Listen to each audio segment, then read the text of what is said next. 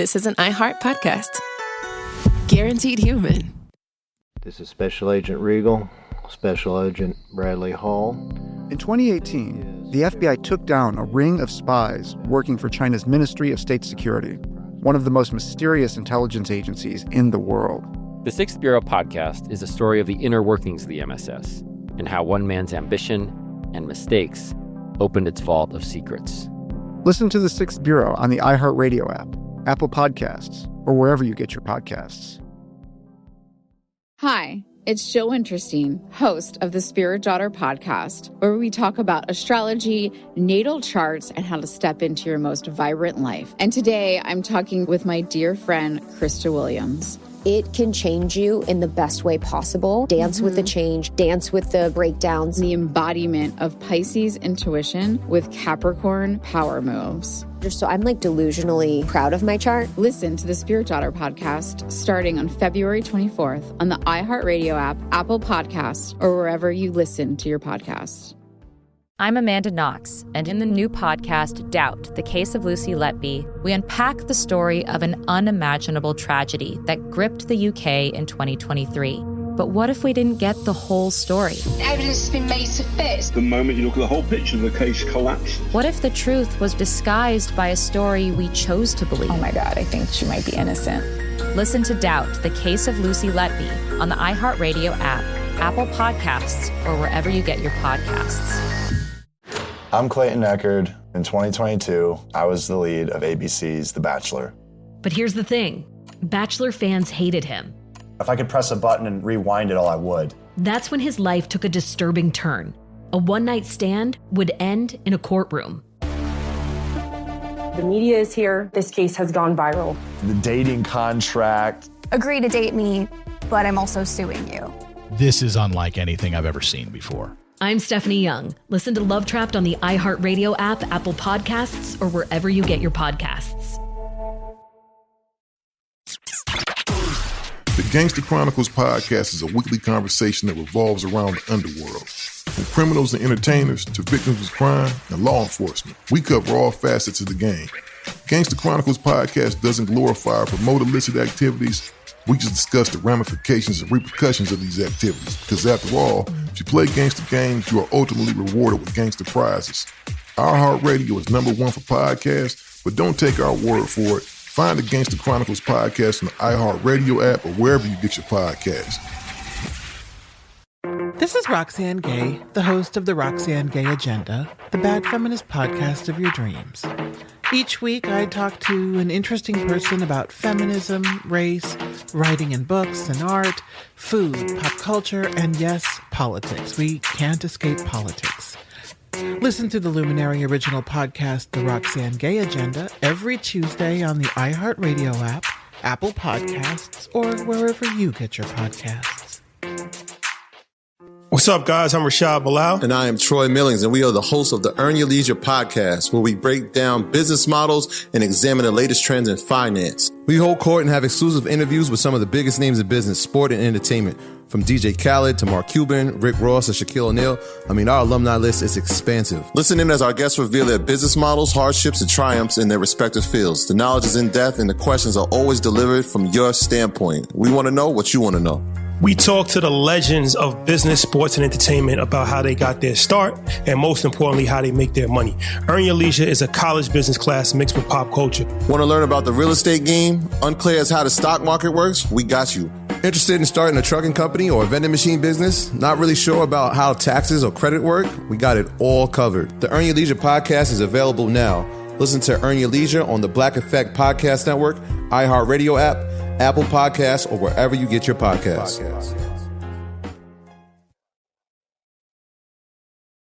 Hey everybody, Robert Evans here, and I wanted to let you know this is a compilation episode. So every episode of the week that just happened is here in one convenient and with somewhat less ads package for you to listen to in a long stretch if you want. If you've been listening to the episodes every day this week, there's going to be nothing new here for you, but you can make your own decisions. This is It Could Happen Here, a podcast that I opened perfectly as a professional, as a man who makes all of his money from podcasts. No notes. Kaveh, How's syphilis doing these days? You don't hear a lot from syphilis. Is it holding up okay? Yeah, it's around. It's fine. Thank you for asking. Good. I'm glad to know that. It's not the same threat it used to be. It comes back in waves every now and then. That's good. It had a good run for a couple years. It's kind of like recently. Star Trek, right? Yeah. Yeah, there's a kind of comes in and out. Well, I don't think there's like new versions of it. I think it's like the same good old syphilis pretty much. I don't think it changes drastically. So it's like Star Trek on Netflix. Yeah. Yeah. Okay. Yeah. Well, good to hear from syphilis. This has been your syphilis update. That's going to do it for us this week. Until next week, I've been Robert Evans, Dr. Kaveh Hoda, and of course, Garrison Davis. All right. Bye, everyone. Bye. No, that's not it. It would be pretty funny to just do that, Sophie, to just drop a 1.5 minute episode on syphilis. But only if we put in 15 ads. Mm-hmm. Yeah, we really, like every word, we have a full ad break in between. Yeah, then people would probably complain less about the 900 ads that are in our episodes right now. Mm-hmm. I could talk about syphilis. What are we doing right now? What is this episode about? Kaveh, what's going on? I'm assuming you guys want to talk about the coronavirus, or I don't know. I could talk about whatever you want, but I think that's probably what you guys brought me on for. All right. What is this coronavirus? Is this a problem? It's a little problem. Okay. That's not good to hear. It's not great. Sophie, why didn't you give me a heads up on this? Oh yeah, that's me not giving you a heads up on the plague. The thing we've been talking about. I didn't hear anything about this. Okay. Is this why all the masks? Yeah, this is the mask thing. That's why you got those. That's why you got those 2 jabs in your arms in that random parking lot. Oh, I thought that was heroin. Sorry to disappoint. First of all, can we talk about the use of the word jab? I don't love it. It's I mean, you're not James Bond. Let's not use jab. Yeah, I prefer the term. That's fair. I prefer what I think is the proper medical term, vein fucked. Yeah. But it's not really your vein either. It's really just intramuscular fucked. Oh, right. Muscle fucked. Yeah. Yeah. I mean, what are the cool kids calling it? Is it a poke? What do we want to call Garrison, it? what do the teens call it? Yeah. Are they calling it the TikToks? Yeah, it's called the TikTok. I don't know. I've been working on this all day today. I've been working to find this Proud Boy who's pretending to take COVID vaccines, but is actually steroids. And he calls them critical support. He calls them extracurriculars. Okay. So that honestly rules. That's extremely funny. I'm hoping an article will be out by the time this podcast airs. So, who's the article for? I'm not sure yet. I'm talking with Opossum Press. Oh, okay, cool. Well, that's funny. Garrison, what is today's episode about? What are we doing here? we wanted to talk to Kaveh about both what the current plague situation is, because a lot of people seem to think it's over. A lot of people seem to think it's not over. And then also, how is COVID and all the stuff still affecting our hospital and medical system? Is there supply shortages for medical supplies? What's going on in different areas? Staffing. Yeah, because all that kind of stuff. Mm-hmm. Gotcha. Yes is the answer. Yes is the answer. It's the answer. It's still a problem. I don't think. Don't listen to anyone who tells you that it's not. Don't listen to anyone who gives you too sunny a forecast on it. But it's different in different places. Is the long and the short of it. Okay. In places where the vaccinations are higher and where there's mandates and there's reasonable laws about things, the rates are going down. Shout out in California, but also like Rhode Island, Maine, Massachusetts, Connecticut, Vermont. These are places with high vaccination rates. The rates of cases are going down in those places. Places like Mississippi, West Virginia, Idaho, Alabama. These are places where like it's 40 to 49% vaccination rates, and the cases are going way up. You guys might have heard of a couple of things happening. Like there was that 46-year-old guy named Daniel Wilkinson. He's like a vet who developed something called gallstone pancreatitis, which I could talk to you guys about for hours. Well, I won't, don't worry, but I could. I'm just letting you know I could. I won't. There's in Idaho they just declared it's not a total DNR, but like anyone who has cardiac arrest is on a DNR now in Idaho because they just don't have the resources to be Well, that's not entire. I mean, that's, okay. So what did I get wrong there? Yeah. Okay. So that's not your fault that you got it wrong, because there were doctors that were sort of spreading that story about. Now, they are in what's called the crisis standard of care, but in part of that means that hospitals could go to putting everyone on DNR, which means do not resuscitate. Yeah, yeah. Right. Which means if you have a cardiac arrest, they won't do anything about it. That's not what's actually happening. It could happen. When they institute this crisis standard of care, what it means is that if a hospital gets so short on their ventilators and they just don't have any more room, then they could implement that. I mean, I don't know. I haven't heard of anyone. I was asking around to see if any doctors in Idaho could tell me of a hospital that's actually doing it. I haven't seen or heard of one that's actually doing it yet, but they could. The point is, it's that bad. Yeah. Where that's a reasonable discussion where doctors have to discuss, kind of like they were back in the day in New York, where they have to be like, okay, do we put the young lady on the ventilator or the old guy? Then we have to decide, and they make those decisions. It's really awful. It's a position no doctor wants to be in, and now that's becoming a reality. It's brutal. It's brutal out there, and that's bleeding into other states nearby. So is that what you mean by the Wilkerson situation? Because his doctor couldn't find an ICU bed for him. Is that the story you're talking about? That's the story. So he was this guy who had a problem that can be fixed. I mean, it's a procedure called an ERCP that he can get done at specialty centers, and he didn't live far from Houston. Mm-hmm. And Houston has plenty of those specialty centers that can do it. They have great gastroenterologists like myself, not as good, but same sort of thing. And they could do it if they had the availability to get him in, but they didn't. And so he died of something that he shouldn't have. Is basically that example. And I'm sure there's more examples of that. And what really worries me is the examples that you're not hearing yet. Like cases that are delayed now, cancer screening things that are being delayed now in these hospitals that we're going to be paying down the road. That's the shit that really scares me. Great. And just people not going in for things in general too. Yeah, exactly. Yeah. I have friends other than you who work in ERs and stuff, nurses and a doctor. And bullshit. It's up in the P&W. But the shit they're saying is in today's crap. They are working on building capacity and making sure they have things to treat their friends, because it's the advice is do not go to the hospital.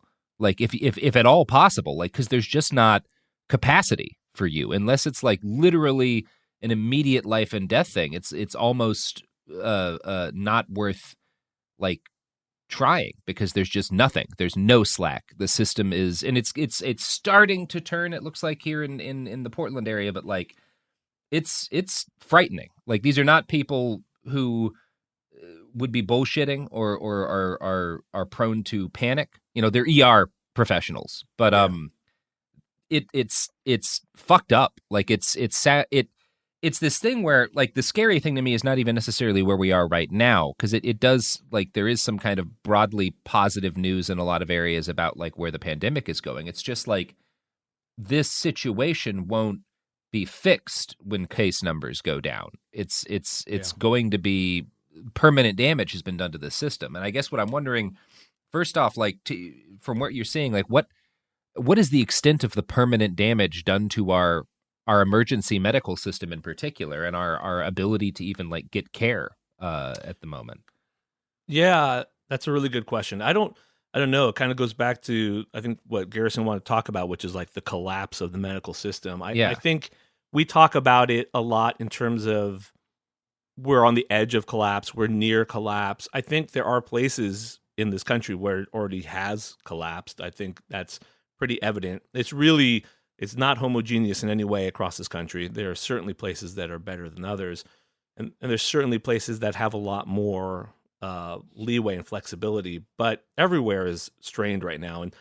And in regards to your question about permanent damage, I'll answer that in regards to just the personnel. Because of the show that I have, The House of Pod, follow us at Twitter at The House of Pod.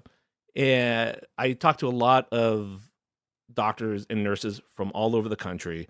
I talk to them a lot, and it's bad. I mean, the stress that they're under, the PTSD that they're dealing with, the burnout, the level of burnout is just intense. It's intense. And it's, I think we were talking about moral injury and burnout before all this started.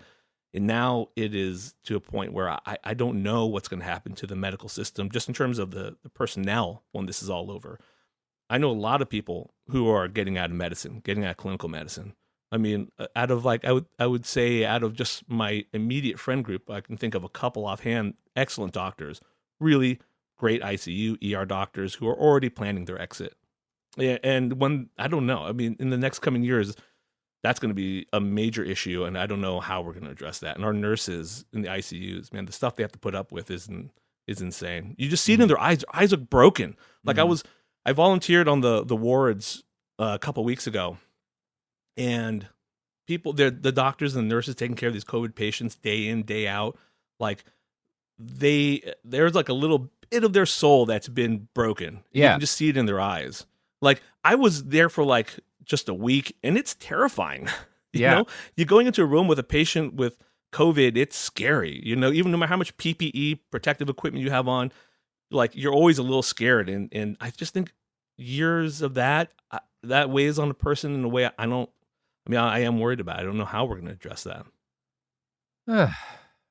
Yeah, that's cool. Yeah, and it's frustrating because, like, from the perspective of people listening, right, the thing you want to ask is, like, well, how can I help? And it's like, well, you can't, because you're already, if you're listening to the show, I assume you're masking. I assume you've gotten vaccinated if you don't have, like, a condition that renders you unable to get the vaccine. I think our listeners tend to be pretty responsible people. It's just not enough because 30 to 40% of the country decided to, like, Leroy Jenkins a plague. And, God. Garrison, do you know that reference? Is that do you get that reference, Garrison? I'm familiar with Leroy Jenkins. That's good. Okay. That's good. Were you born when Leroy Jenkins became a thing? I don't know. You would have been like 3. I would have been young. Yeah. Yeah. It was Deadpool that brought him to your attention, isn't it? No. It came to my attention just doing general internet nonsense. Yeah, it was one of the first. It was the first meme that you could show your parents, pretty much. I guess there were like Badger Mushroom, a couple of others in that category, but like it was one of the first memes that wasn't a man's gaping asshole prolapsed. But I showed my parents that all the time. I don't know. Oh yeah, no, about. Yeah. There was a beautiful moment back in the day when somebody goat-seed a stadium. Yeah, Mm-hmm. That's what brought you into medicine. This is what I saw at work. They were so proud of me. They're like, look at our son, look at our boy. Look at our boy. He can tell us exactly why that man's asshole looks that way. You have a weird job. Mm-hmm. I guess one of my questions is, with the assumption that people are taking the actual plague-related steps they can to reduce their burden to the medical system, what can people realistically do? I mean, I think part of that is, and this is, I'm not going to have you to like explain how you can take care of your own medical treatments in an emergency on a podcast. That's not the time or the place. Although I do think it's probably a good idea for people to read up on first aid and basic life-saving emergency. Like it's always a good idea to have some training there. But yeah, I mean, do you have other advice? You know, you're exactly right. The people that are listening to this podcast are totally on board already, and they're super supportive. And we appreciate that. I mean, that is not unnoticed. I mean, you know, it's having people like outside the hospitals every now and then applauding doctors. I know it's cheesy, but it's great. I'll take that over the Blue Angels flying overhead any day. Yeah. You know, so it's that stuff is really important, and masking and taking care of themselves is great. You know, the real practical things that people can do, I think, is help contribute to sites that will help get the rest of the world vaccinated. Mm-hmm. I mean, we can definitely talk about that, the question of boosters here versus, you know, vaccines for the first time elsewhere. But that's the one thing I would recommend right now. If you want to help, let's put our money into places where we can get vaccines to other places. And I think that every little bit of that helps in the long run. And that's the sort of thing that we could use. Other than that, I mean, I just hope that people are still going into medicine and in nursing. That's the only thing I can still hope, is that people who have an interest in it, continue to do it. And for those people who are just, they're training those years of their formative years or during this time, I just want to let them know, I swear it gets better. It's not always going to be like this. And if you make it through this, you're going to be an amazing clinician. You're going to be an amazing nurse. You're going to be an amazing doctor. And I really want you guys to keep doing it. That's one thing I would say too. Yeah, I mean, and I'll certainly add that if you're someone who's contemplating a medical career, please. I mean, there's a couple of things on that, like just from a perspective of what the world needs, it's what the world needs. But also, if you're listening to the stuff we're saying about the crumbles, about the possibility of the collapse, if you're someone who foresees things getting potentially much more difficult in the future, not a lot of things more useful in a bad situation than somebody with medical training. I do count on that to getting me through the apocalypse. Yeah, I'm soft. I am so soft. I went camping and I couldn't handle it. A couple weeks ago, I went camping. It was awful. There was so much dust. It was an awful experience. But I just thought, if the apocalypse comes, I will hopefully get placed in a very nice tent because I'm a doctor. So I'm counting on that to get me through. There are so many dumbass boogaloo type quote unquote preppers who focus on the guns and the gear and the dried food, and the throwing knives and the shurikens. And the throwing knives, but don't even have an IFAK, an individual first aid kit, or like a tourniquet. And like I mean, this is a little off topic, but like talk to combat Marines about like their favorite person. It's always the corpsman. It's the guy who knows, or the lady who knows how to like patch a bullet wound and whatnot. Yeah. Like there's nothing more useful in any situation, pretty much, that is dangerous than somebody who can do medicine. So please, if you're studying to do medicine, if you're contemplating becoming an EMT or a paramedic or a nurse or whatever, good God, we need you so badly. Yeah, I agree. Yeah. We've talked a little bit about just kind of the medical system in general, and then we can also kind of discuss more stuff related to how COVID's impacting certain areas more than others. And like, let's say someone who's listening, who's in one of these areas that has only 40% vaccinated, not a lot of people are going around with masks on. And, schools starting back up, maybe they have kids who are going to their school system. I know in Texas, they have, child deaths are rising. That sounds very frightening to be that kind of person who would like to see that stuff happen in their state, but it's just not really possible. And I don't know, with so much of the rest of the world kind of slowly taking back restrictions, I'm sure it feels very jarring to be in a situation like that, and kind of like there's really nothing you can do, right? Besides, right? Because you can talk to your family, you can talk to your friends, but like overall, it's hard to make a big impact in a state like Texas, Alabama, like Idaho, all the ones that you were mentioning before. From a medical kind of perspective, is there any way people can kind of start to talk about those things with their family? And because the way we've been trying to get people to take the vaccine with the marketing we've been doing has not been super successful in these demographics. Do you think there's other kind of conversations that can get people to slowly kind of be more able to contemplate that?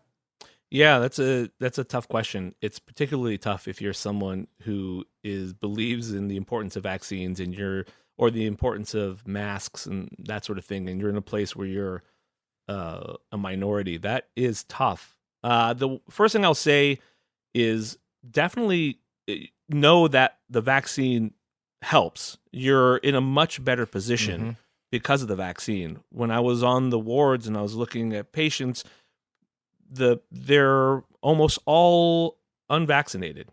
And those are the people that end up in the hospital.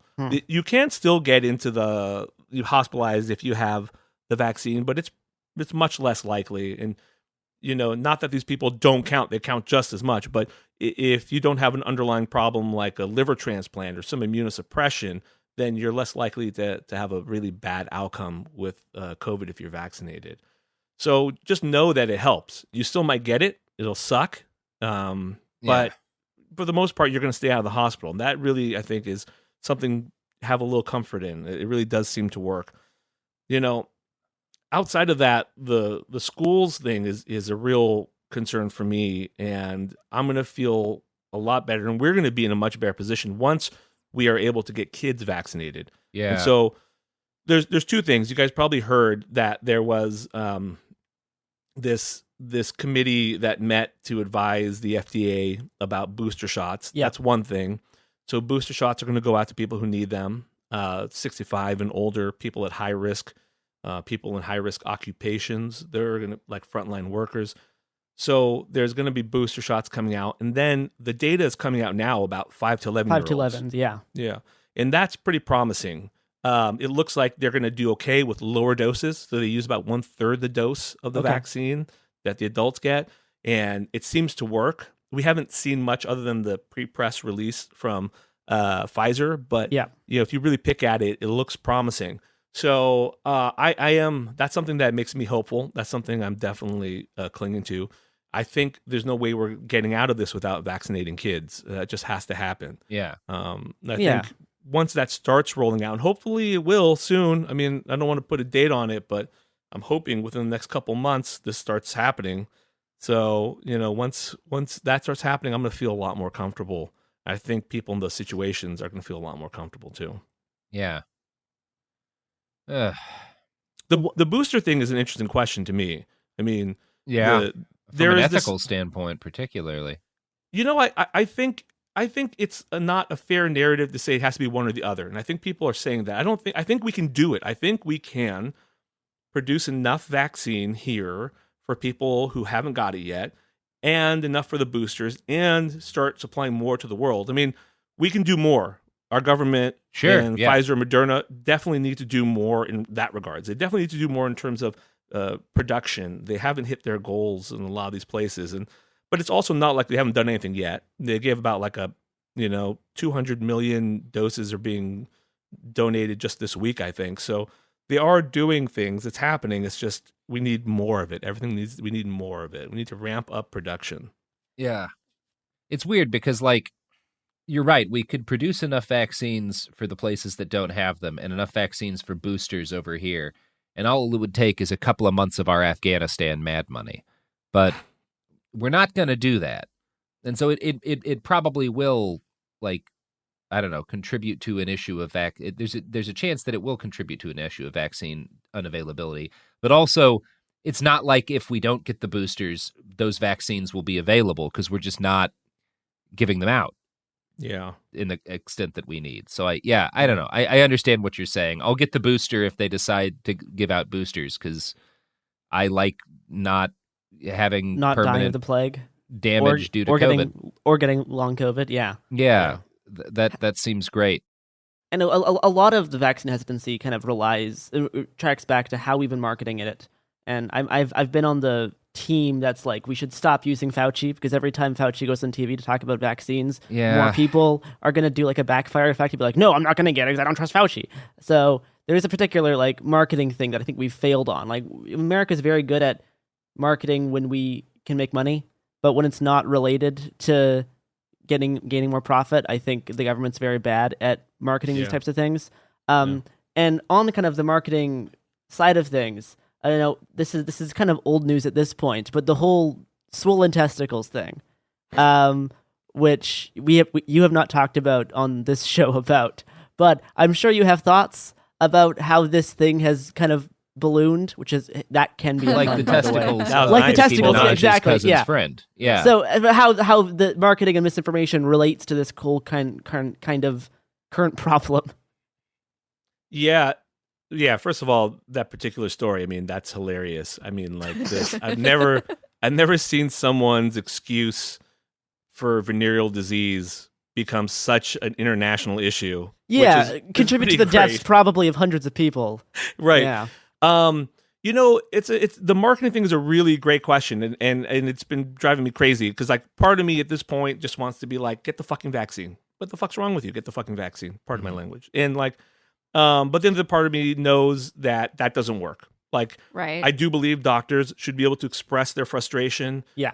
They need to be able to do that. If we can't do that right now, I mean, it's game over. They need to at least have that ability where doctors can voice their frustration with anti-vaxxers, but still give them the same high level of care that we're always going to give them no matter what when they show up in the hospital.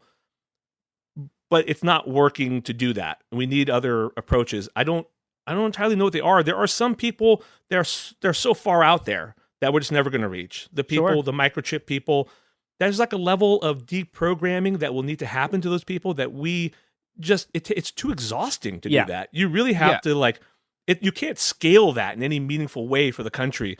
I think. Yeah, I don't know. I think calling it the Trump vaccine was the closest we got to having that be a possibility.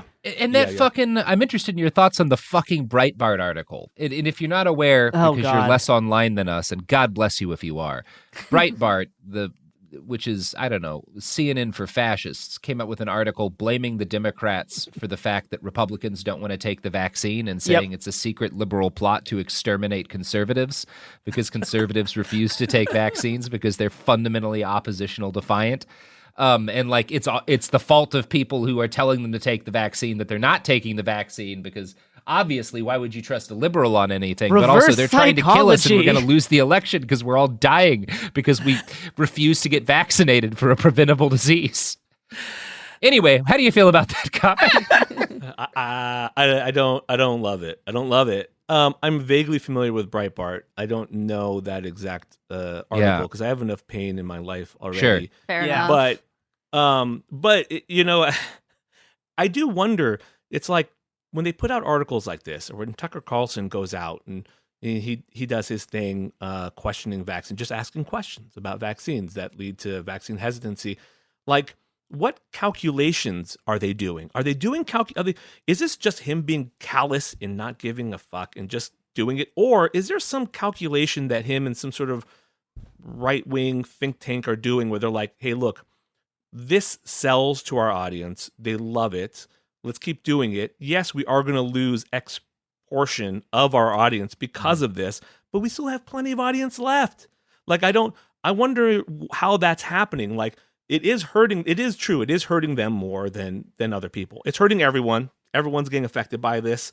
But it's those states that are being affected. The people not getting vaccinated who are listening to people like Tucker Carlson. So I don't understand what their end game is here. Like, this is their market. Why not protect it? And that I do not have a good answer for. I was hoping one of you guys would. You know, there's a lot going on there. I think a decent chunk of it is the assumption that whatever they lose in terms of dead followers won't be worth more than continuing the cash bonanza that is owning the libs, right? Because that's the entirety of the right-wing media. It's just owning the libs. It's just oppositional defiant. It's just hating anything Democrats do. So you kind of can't, you're a cuck if you tell people to receive basic medical care if Democrats are taking that basic medical care, right? So it's a pride thing for a lot of them. Two things I love is when you use the word cuck or when you do Ben Shapiro's voice. Like, those are like two of my favorite things that you do. It's you say so it really well. Far beyond anything rational on the right. And it's difficult to, like, I think the calculation is just like, I think a lot of these guys, it's the same thing with climate change. Like, they're smart enough to know that they're contributing to an uninhabitable world, but they want to cash in first. They want to get as much as they can out before it falls apart. And I think that's all any of these people care about, because I think there are the true believers. The radio guys are true believers. Right? The radio guys who keep dying because they don't get vaccinated. Right. Those guys did believe that it was some sort of weird conspiracy. It was the communists, whatever.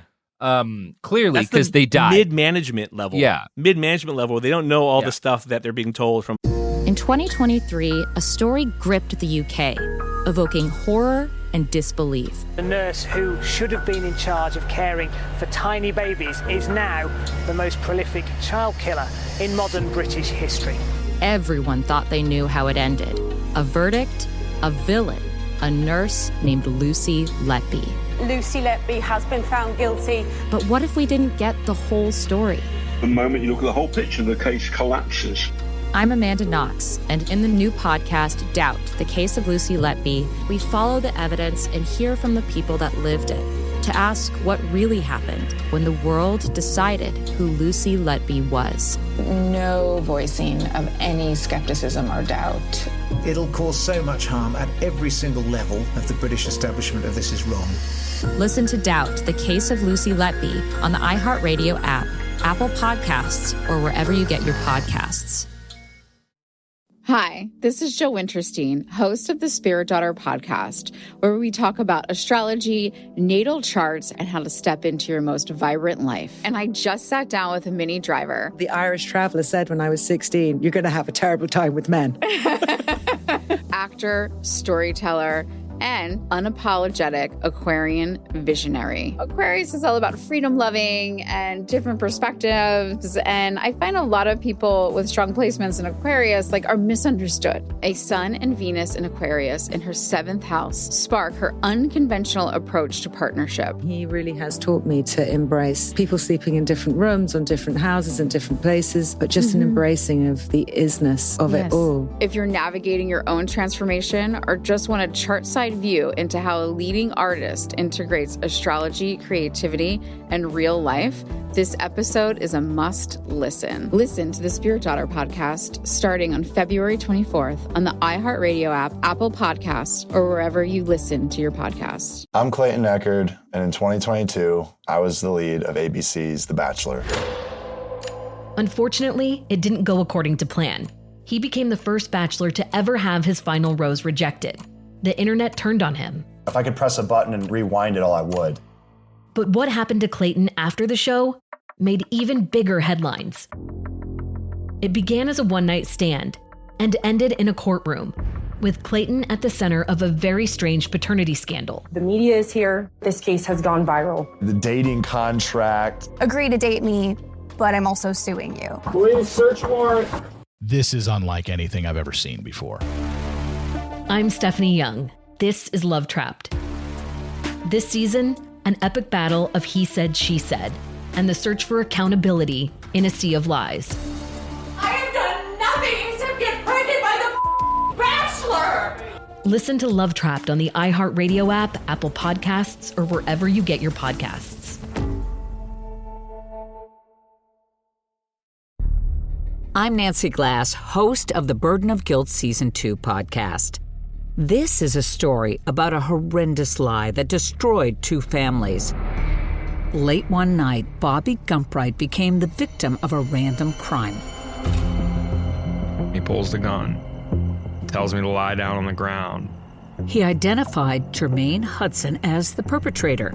Jermaine was sentenced to 99 years. I'm like, Lord, this can't be real. I thought it was a mistaken identity. The best lie is partial truth. For 22 years, only 2 people knew the truth, until a confession changed everything. I was a monster. Listen to Burden of Guilt Season 2 on the iHeartRadio app, Apple Podcasts, or wherever you get your podcasts. Above, and they kind of believe it enough to where they kill themselves for the company. I think for Tucker, it's more a matter of hey, I keep making money and I maintain my power if I continue to hold this line. You lose power, you get weaker. It's like when Trump got booed for telling people to take the fucking vaccine, you know? Yeah. Yeah. Crazy. You can't go back with this shit. You just can't. And you certainly can't admit to ever having been wrong. Right. Yeah. Oh, man. It's good shit. What a fun note to end the episode on. What a good society we've built. Love us. Oh, my God. Bravo. Mm-hmm. Oh. Well, Kava, people can find you by looking up the House of Pod. Yes. Mm-hmm. It was slightly less depressing, but not super uplifting either at this point. Follow us at the House of Pod at Twitter, and you can listen to our podcast pretty much anywhere you listen to podcasts. We'll talk about medical type things, but not so deep into the woods that it's not entertaining, I hope. Yeah, fuck the woods. Fuck the woods. We have fun guests ranging from the world's best medical experts to, you guys. People like us, the not world's best medical experts. Yeah. You guys are right up there. Oh, no, let me tell you, for medicine, right, there's no better medicine than just a big fat pile of cocaine. And the good thing about cocaine is it's a sterilizing agent. So if you're worried about COVID getting in your nasal passages, just rail cocaine before you and after you go into the store. It's like getting a COVID test, but more fun. Legally, I have to tell you that's false. Well, we all have our opinions about how cocaine works. Well, you have your facts, and I have my facts. I have my facts. Now, if you excuse me, I'm going to go pick up a single item at the grocery store.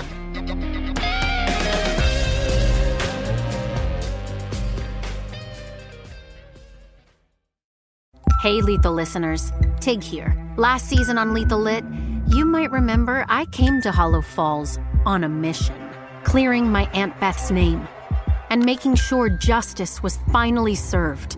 But I hadn't counted on a rash of new murderers tearing apart the town. My mission put myself and my friends in danger, though it wasn't all bad. I'm gonna be real with you, Tig. I like you. But now, all signs point to a new serial killer in Hollow Falls. If this game is just starting, you better believe I'm gonna win. I'm Tig Torres, and this is Lethal Lit.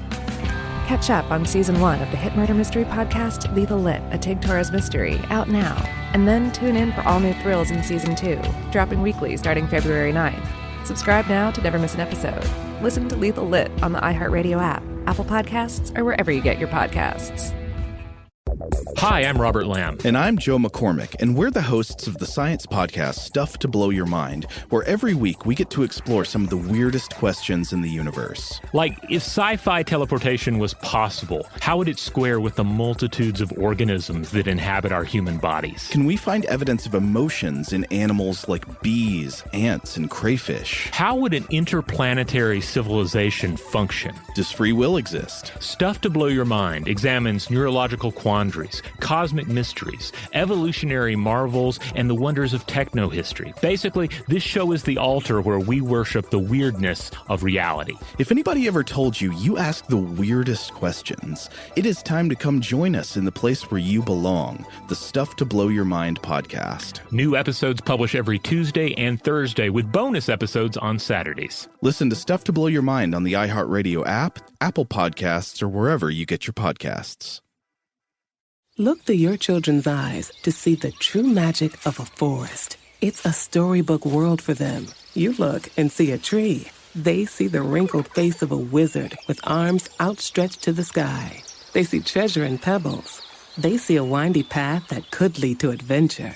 And they see you, their fearless guide through this fascinating world. Find a forest near you and start exploring at discovertheforest.org. Brought to you by the United States Forest Service and the Ad Council.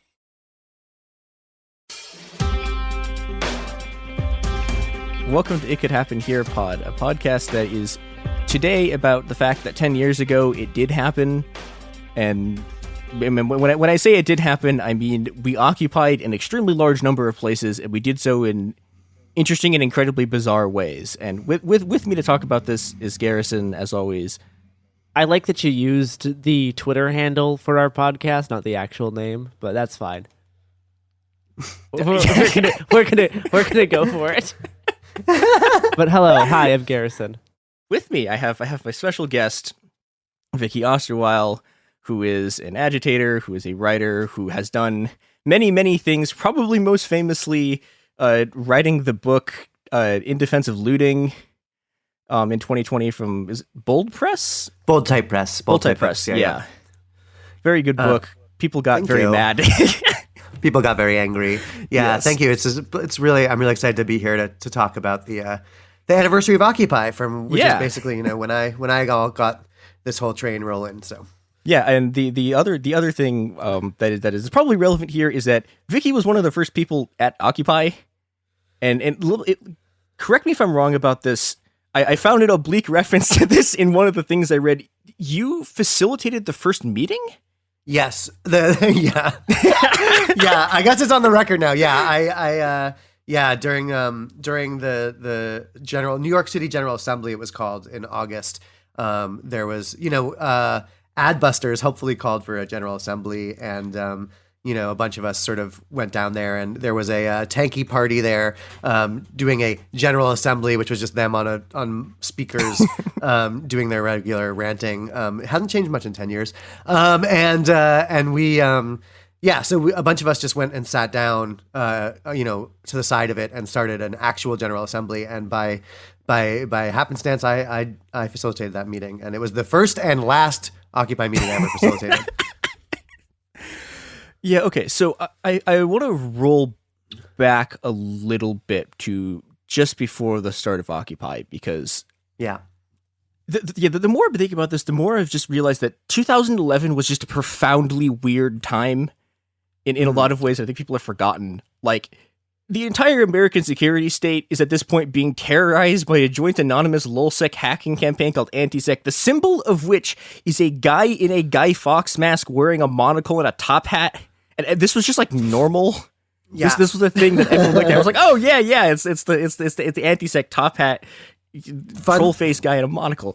Fun fact about that, just before we forget, David Graeber, rest in peace, who was there in the early days organizing, claimed and that he had heard and talked to overheard the police talking about the reason they didn't sweep the Occupy encampment the first day, when we were pretty weak, frankly, or the first week, was because there were a bunch of Guy Fawkes masks, and they were scared. They were scared they were going to get hacked if they attacked. They were scared we were going to hack them and steal their So it was a weird time indeed. Yeah. Yeah, and I think the other thing that's I think important about this time period, if we're looking back at what Occupy was, is that this is 3 years after the financial collapse, and so I think in the run up to 2011, there's been a few protests. There was a big thing in Greece in 2008 that was kind of related, kind of unrelated. But I think, in my sense of it, I was like, I was like 13. I was like an actual baby child. But my sense of it was kind of just like there was this like sense that everyone's just kind of waiting for something to happen. Yeah. And it just like hadn't, and it just like kept going and kept going and kept going, and then and then Tunisia starts. Yeah. And suddenly there's there's protests in Tunisia, there's protests in Egypt, there's like people fighting tanks in the street in Bahrain, and this becomes known as the Arab Spring, and it starts to spread to a lot of places.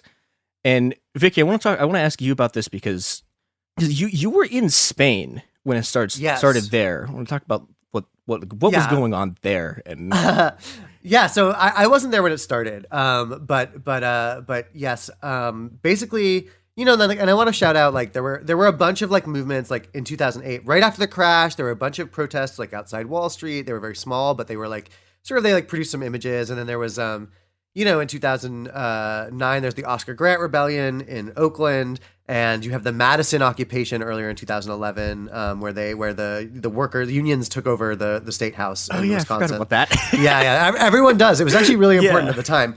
But yes, so I think I'm glad you brought up Greece, because I think actually Greece really, that sort of anarchist rebellion in 2008, 2009 really kicked off the cycle in a certain way, but also it wasn't quite the first domino, it was sort of more of a like forecast.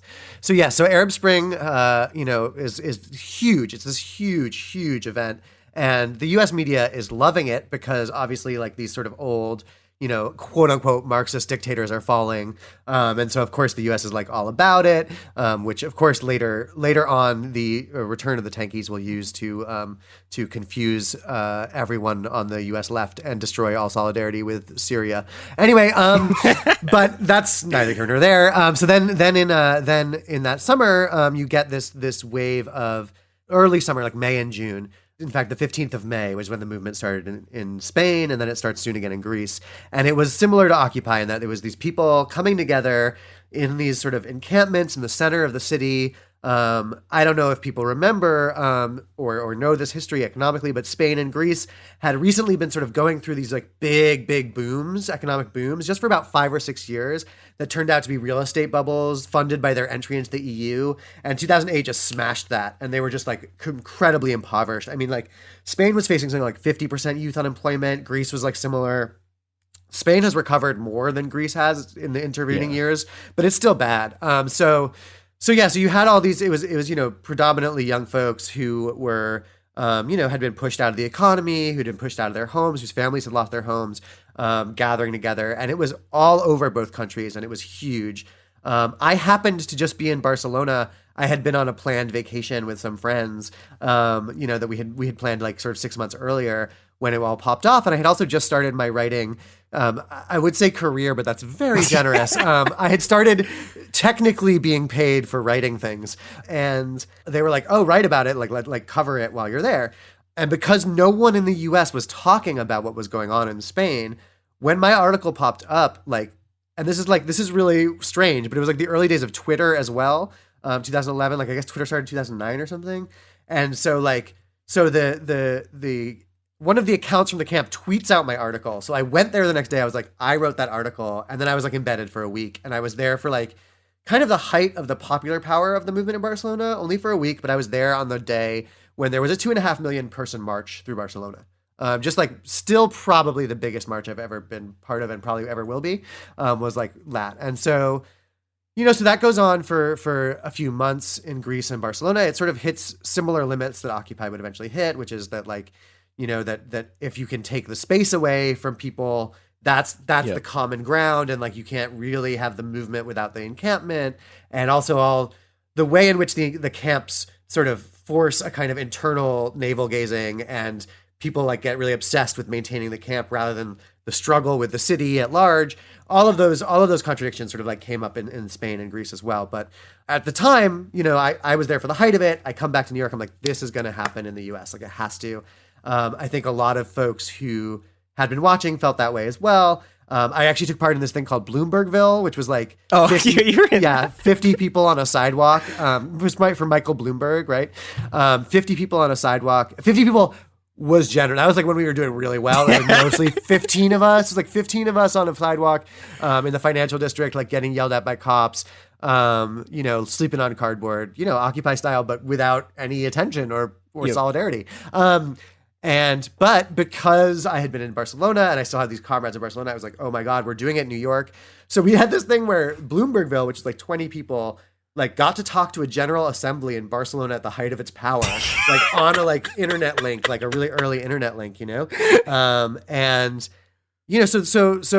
there was all this energy that was happening. And then I think really crucially, the London riots pop off, and that doesn't get talked about very much anymore.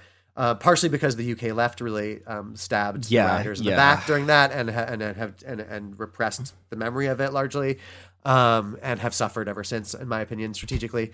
But that was, for us in the US, that was huge. It was huge watching those riots unfold. Like, again, this was like early live streaming. So like we were like watching live feeds of the riots, which like was not a thing that you could really do without a TV before. There was a lot of stuff going on that felt exciting and really important and inevitable that it would come to the US because things were so messed up over here.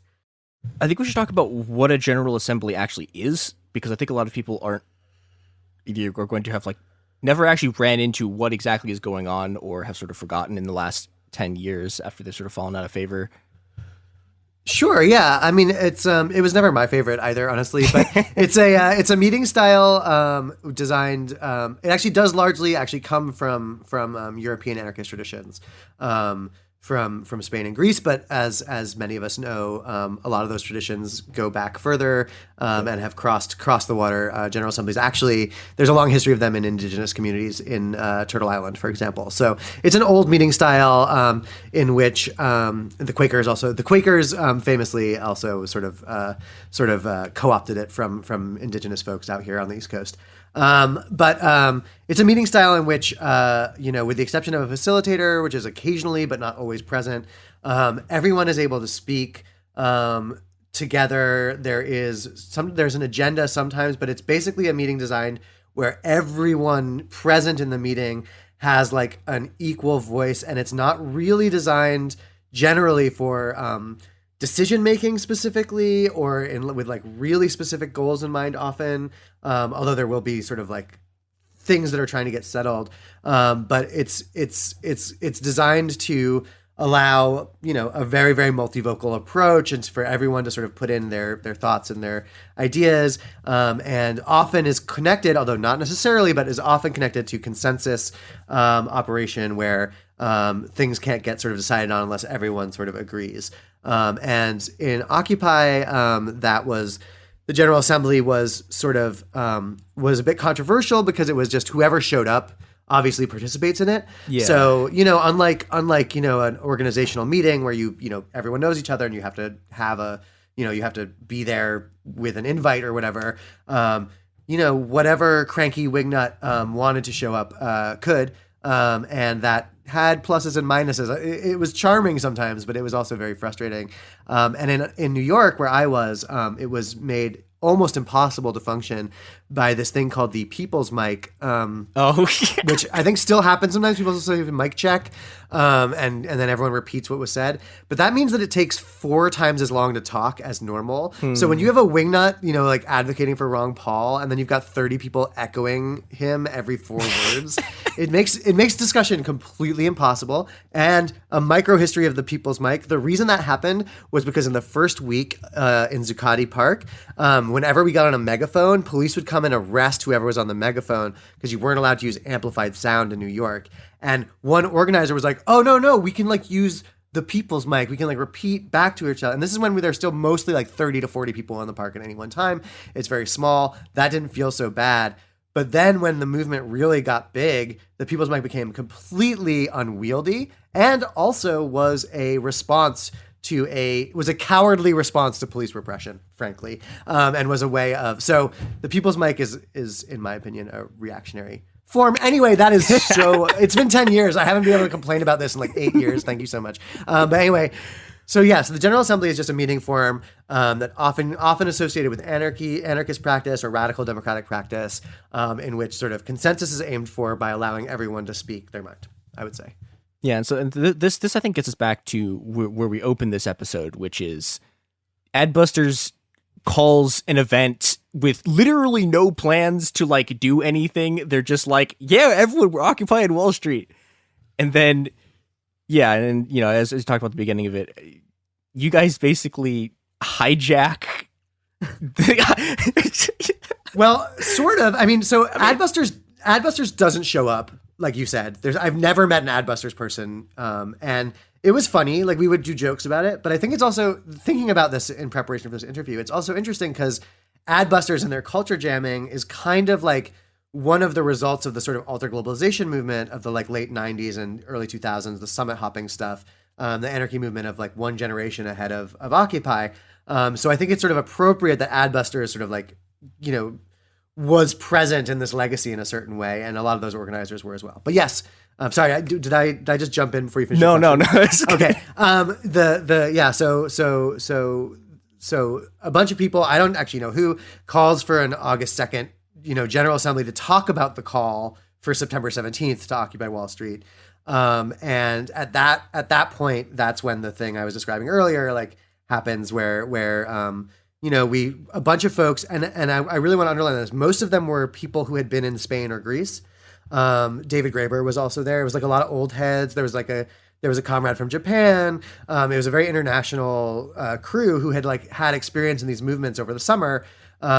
Came and had this General Assembly and sort of ran it that way and broke out. We broke off working groups, and then there was meetings sort of once a week, and then working group meetings within that, and General Assemblies from August 2nd till September 17th, at which point, you know, Occupy, the date that Adbusters had called for, actually happened. So my impression of this, and I was very small. I had very limited idea of what was going on. The way I remember it in the media is that like the media was weirdly interested in it in a way that I've never seen them. I've never seen them cover another social movement that wasn't like literally burning their offices down. And it was like, in the beginning, it was, I mean, you know, obviously the right wing media is losing their minds, but they were kind of supportive of it. And I think, I don't know, I want to see what you think about this. One of the things that happens in both Greece and in Spain is that the product of the movement of the squares is these electoral movements, and these electoral movements just fail like catastrophically. Like Sarsia takes power like Like they have a like their finance minister is a left communist. He is the most far left person ever like to hold office since like the Spanish anarchists in 1936. And they implement austerity anyways. In Spain, you get Podemos, and it's like, well, okay, you have they had this thing called the electoral war machine. They're going to take over the Spanish political system, and it collapsed. It just doesn't work. They've never taken power. They've never really got anywhere. They successfully evicted a bunch of squats in Catalonia, but yeah, and I think this is my impression of it was that I think the U.S. media thought that they could do this to Occupy. And I think they kind of, it's weird because looking, so, like I come in like to this kind of stuff around 2016, 2017. And I think it's like it weirdly worked, but it worked because they were able to recruit the anti-Occupy people. Yeah. And so it's like, yeah. And so they did finally get their like cadre of like pseudo left organizers so they could use to build a Democratic Party. It's just, it was like Jacobin and then like the whole sort of anti-Occupy group. Yeah, so those folks were actually active during Occupy, critiquing the people who now most loudly claim the legacy of Occupy. As you said, Jacobin, a lot of those sort of social democrat groups. At the time, and those of us who were there remember, they hated Occupy. They would show up, but they would critique it constantly. They would write all these articles about how it was terrible, how there were no demands, it was too disorganized. And then I think, when Black Revolt got put on the table, they were like, bring back Occupy, we like that better. But I think to be as harsh as possible, but I think yes, there was a lot of media coverage. It didn't feel super friendly at the time. There was a lot of media coverage. Like the media was very curious, it was very interested, but a lot of that coverage was like, why do they have no demands? Like, why are they so disorganized? Why are they so smelly? Whatever. Like there was a lot of slander in the press, but also a lot of attention. Which it turned out was as good as you could get, but at the time didn't feel very good. Particularly, I think, yeah. But yes, those forces were already present in Occupy itself. Sort of denouncing it for its disorganization, and then eventually claiming that it was the reason that Bernie Sanders happened, which isn't totally wrong. Also, I want to be really clear. Like, I think we'll get into this more, but I think like. The thing that was important about Occupy, and the thing that the people who, in my opinion, like my comrades during Occupy or people I meet who were like doing Occupy stuff, but like who I didn't know, but like now I roll with them. Most of us have the analysis of like, it was really important that we were doing politics in the street. It was really important that we were back together, that we were talking politics. And then there were really, really intense extreme limits to what Occupy could have done. And I think Oakland really pushed those, and got to those. But, and I think the folks who were like, no, Occupy was good at the time were like, Occupy is terrible. And I think that's worth noting and thinking about. So I think, before we sort of go into talk a bit about what happened in Oakland and talk about some of their stuff. So on a day-to-day basis, like what is Occupy actually doing? Because I think that's also been sort of lost in this whole, like, because everyone remembers like the slogans and everyone remembers the fact that there's a thing, but there's a bunch of working groups and they're doing things. So, like, what was that like day to day, and then on a sort of broader level? Yeah. So first of all, again, I was only in New York. I spent some time at Occupy Boston as well. But like, I don't have a sense of what other places were like. So I really can't, other than having heard from people. So I want to be very clear that I'm like mostly addressing that. I think the thing that was going on was that Zuccotti Park, like the park was like total chaos. Part of that was because there was a drum circle that basically was going 24 hours a day there, which meant that whenever you were down there, and it was like a canyon, Zuccotti Park is surrounded by skyscrapers. So it was just this incredible cacophony all the time, which I think was cool. It really ruined a lot of finance bros like 2 months, like orally, with an A there. But I think but it also was pretty intense and unpleasant sometimes. You were like, please stop. Oh my God. Like that at one point at General Assembly, I think decided that drums were like only acceptable during certain hours, like near the end of the movement. Like the drum circle got reproached when in fact they were like actually the biggest agents of chaos in Zuccotti Park, it turned out, which is another important lesson. I think so. So, also because I had been in Bloombergville, because I had been in Barcelona, I didn't invest myself very heavily in camp management stuff. So I mostly was doing work. One of the things that I think gets forgotten about is that there were snake marches, basically 3 or 4 a day, every day. After the first week, when we were really small, when it got big, there were just constant marches through the city, just like always going off. Like you would run in, you'd be on one march and you'd run into another march, like on a Saturday or Sunday when like people were really like out there. Like it was really like there was a lot of mayhem. There would be big planned marches that would then be bigger. So there was like a lot of like what people now would call direct action, what I would call largely like sort of symbolic practice for direct action mostly. I don't mind. I like marches. I certainly got my miles in then. Like I don't feel like I need to do that again. But you know, so then at the camp, people were just living there. There were a lot of like a lot of punks, a lot of like, you know, a lot of homeless folks, obviously, and some encampments had a higher concentration of unhoused people. In New York, because of all the media spectacle and all the money that came in, we had a lot of nonprofit grifters by the end in the encampment. Yeah. But there's also like a library, a free library with all these books that like would be donated. There was a lot of like, you know, political agitation. There would be people standing around the you know, the corners of the park, you know, with signs and yelling at people. And it's also important to remember that like Zuccotti Park in New York is tiny. It's tiny. We had originally wanted to do it on this big plaza, like Citibank Plaza. And the cops had heard about that and fenced it off. So on the 17th, we just what's the word? We did a, oh my God, football metaphors. Called an audible. This is why you shouldn't do this. We called an audible. Thank you. There we go. So Zuccotti is this tiny little park. It's incredibly dense and it's surrounded by, you know, like I said, by skyscrapers. It's in this really weird part of the city that no one would ever spend any time in if they didn't have to otherwise. So that's so there's all this stuff going on. And then there are general assemblies twice a day, which, as I said, in New York were particularly unhelpful. But I think anarchists in a lot of cities who I've talked to, like I had a comrade down in DC, one in Denver, they sort of said that the general assemblies either quickly like got shifted or became irrelevant. I think the general assemblies were not in the end, were symbolically important, but not really a driving force of my experience. And then there would be, like I said, there'd be a lot of organizing outside of the park. There'd be a lot of like meetings and, you know, talks and direct actions and marches. And then there would be, you know, I guess that's kind of the extent of it, right? Is that there was like a lot of direct action but there was always this park where you could go and like run into people and like hook up with people, meet people and like do a weird thing. And I think that was really like the heart of the movement, was the fact that there was this place you could go meet someone and like link into something weird and maybe cool and maybe not, it doesn't matter, but like there was always something to do kind of, and it was constant. It was like this sort of 24-hour right like experience. And I think that was really what separated it from other movement waves that we've had since, and was probably, I think, its greatest strength in many ways.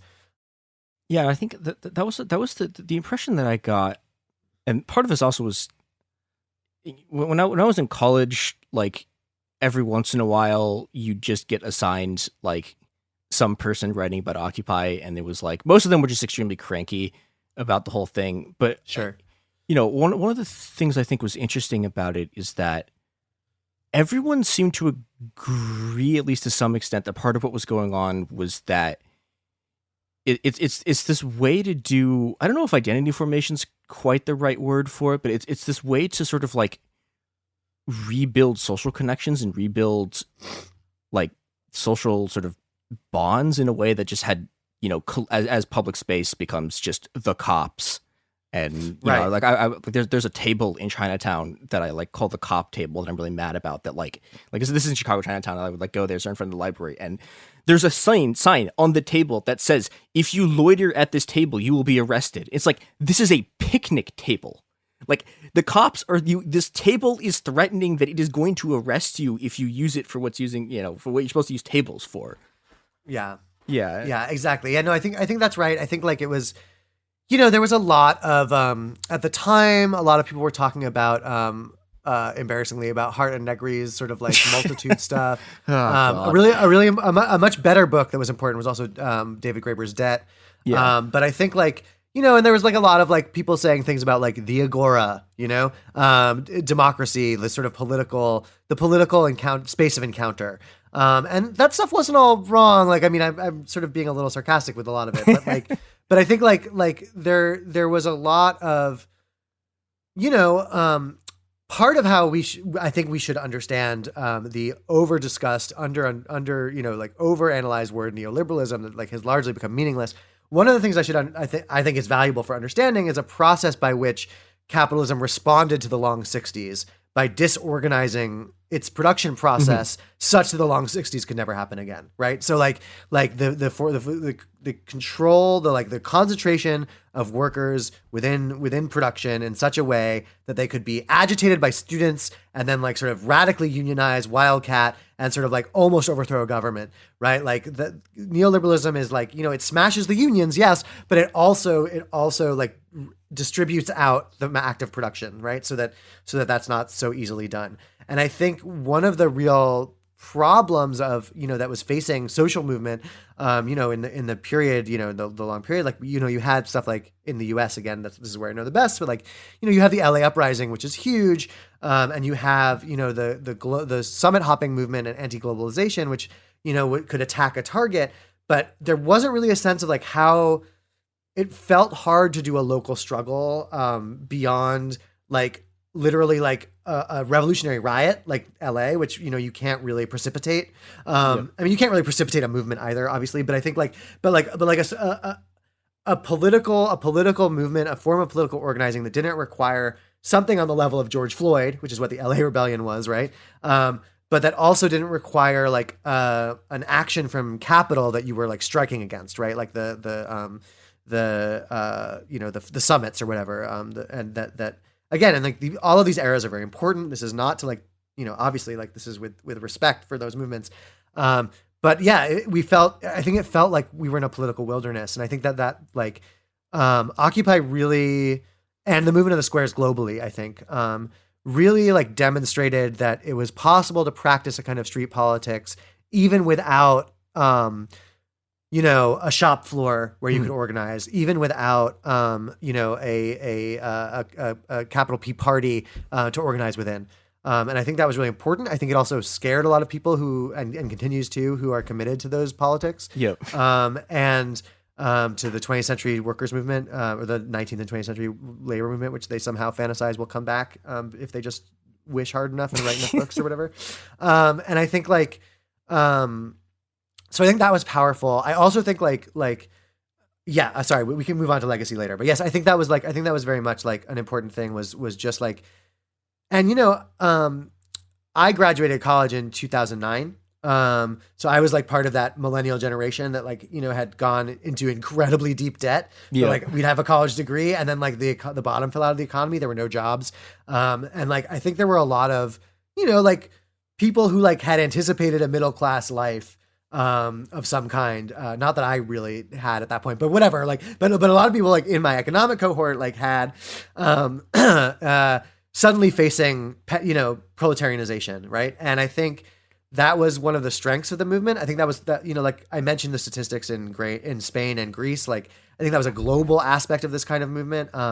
Arab Spring too. Like there was a lot of like, that was really a response to the economic crisis. Obviously those folks were already more proletarian than the people the young people in the squares movements. But they innovated, they created the tactics in Arab Spring, right? Tahrir Square, most famously in Cairo.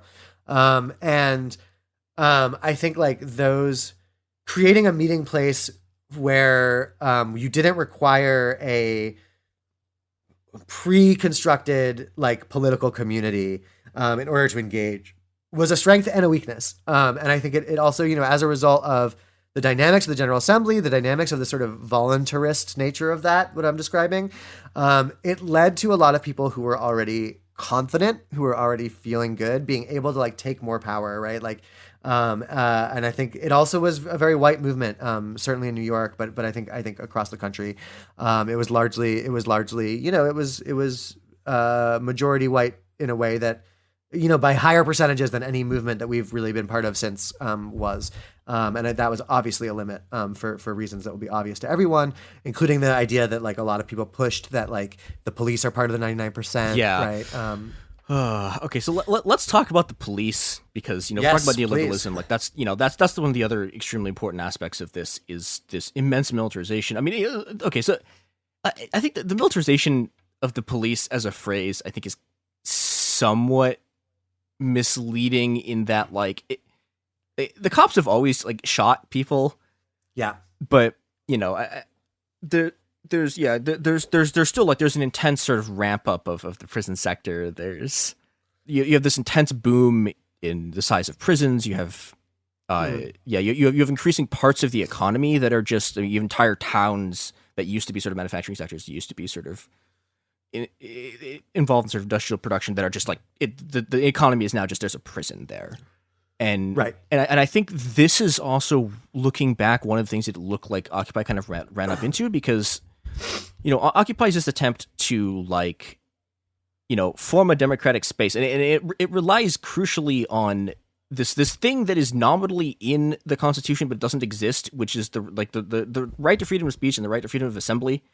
And freedom of assembly, like, that is bullshit. It does not exist. If you actually believe that this exists, like, try getting like 70 people into a space and see how, like, just like, I don't know, like into a street, or just like into like, have a bunch of people in a park and just like see how fast the cops show up, because, you know, it turns out like first time that I was at any kind of protest, cops immediately wanted to take anything I was holding.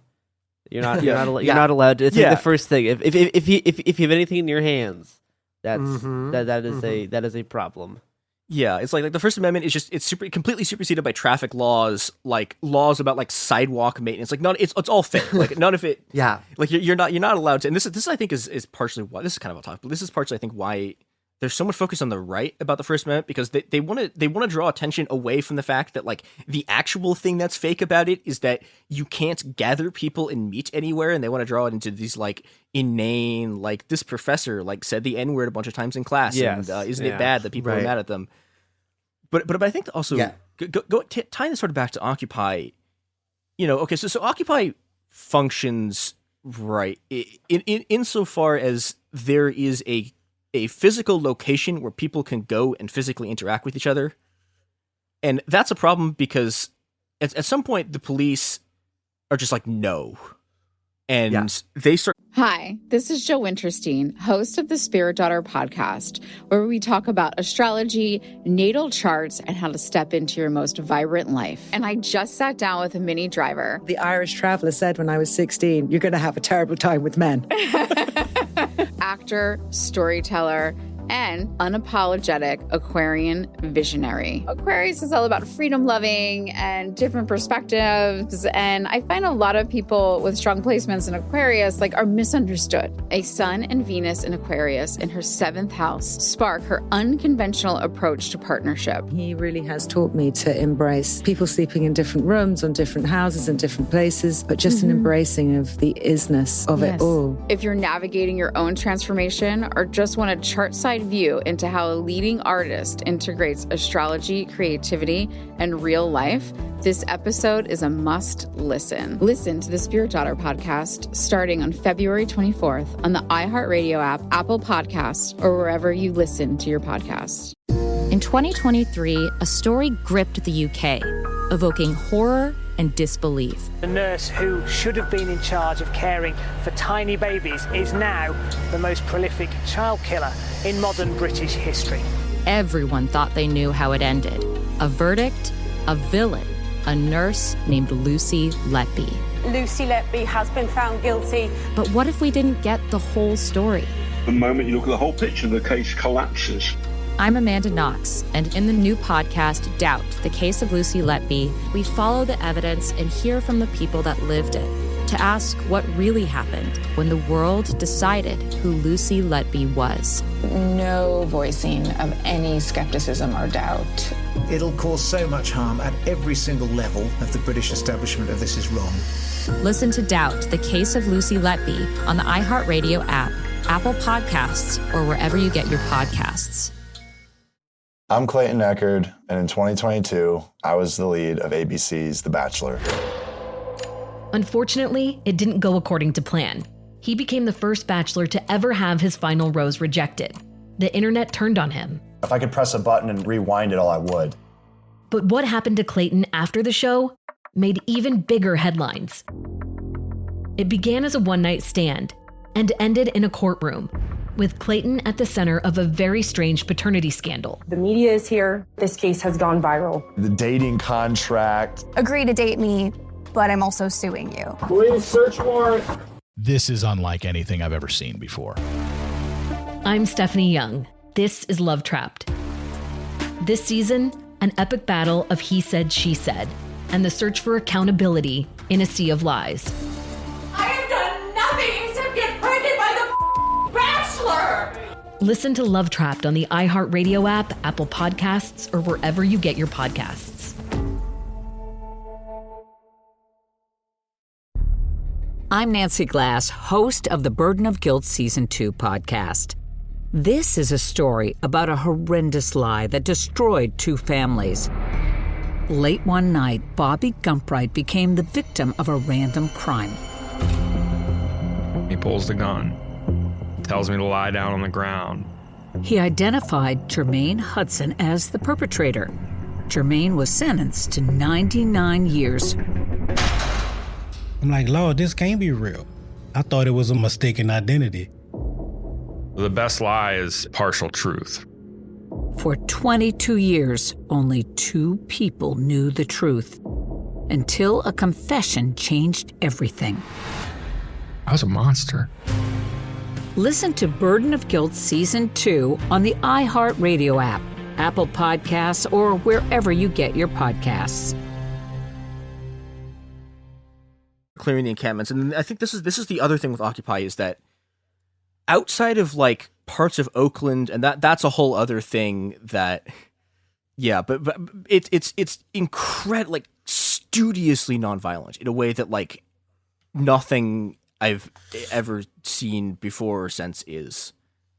Yeah. So there's a lot there. I want to talk about it because there's a lot. But yeah, so I think the militarization of the police thesis is incomplete if you don't also talk about the policification of the military, right? Mm-hmm. So like part of what happens with the great expansion of the carceral state, part of that is also a response to the Vietnam War, and mass resistance within, the troops. There were like in the last 2 years when ground troops are there in Vietnam, there's like 1,400 fragging incidents where privates and recruits killed their officers. The U.S. Army during Vietnam was on the brink of collapse in the way that like the Russian army was looking in 1917. Yeah, right? it was so, like the numbers that I think I saw a number at one point. There was like 40% of the army by the end of Vietnam was either on strike or just like not following orders. Yeah, no, it was complete. There was the reason that Nixon pursues Vietnamicization, which is when they just start doing air campaigns, bombing, and napalm, is because they couldn't rely on ground troops anymore. They were useless. They were all high. The talk about there's a lot of talk about like heroin, but like that was actually kind of a form of resistance within the lines in a complicated way. Whatever. Okay, that's all very. So the military realizes that it can't function as a mass military in the model that nation states have done since the Napoleonic Wars, right? Which is like the mass, the mass recruitment of the citizen soldier. That's sort of how war is fought between 1810 and 1970, and then it becomes clear that that's not going to work anymore because the aims of the countries and the power of nationalism have become too abstracted. Fascism has done too much damage to that image. It doesn't really work anymore. So the military turns into a sort of what it always was also, which is like a colonial policing force. And so the police and the military drift towards one another in form and function. Okay, so in Occupy, one of the microhistories that I think gets forgotten is that because it took a week and like who remembers this week except for like weirdos like me who were there, is that like there was no one at Zuccotti in the first week. And one of the big things that happened was these young white girls got caught in a police net and pepper sprayed. And there was this video that went around of them getting pepper sprayed and screaming. Mm-hmm. This woman on her knees, screaming with tears and pepper spray going down her face. And that really outraged people because, they were, it was police repression and police violence. So in terms of the question of nonviolence, yes, there was a lot of nonviolence. It was a constant fight that took until the George Floyd uprising for for our side to win, frankly. But during Occupy, there was a lot of nonviolence nonsense. And I think but another thing that happened though was that like I said, people were marching every day. So even in New York, where I think the political height was kind of achieved October 1st when we took the Brooklyn Bridge. I think New York never really like had a big moment again. Like it was largely sort of like smaller things after that. But like, and there was a mass arrest on the Brooklyn Bridge. So we marched over the Brooklyn Bridge. The Brooklyn Bridge got shut down. They arrested 700 of us. It was the first big infrastructure shutdown that had happened in the U.S. since the LA riots. It was a big deal at the time. Now it happens all the time. Can I put a note out though, specifically for the Brooklyn Bridge? If you're, because people, I've seen every single time there's one of these movements, people try to take the Brooklyn Bridge and they all get arrested.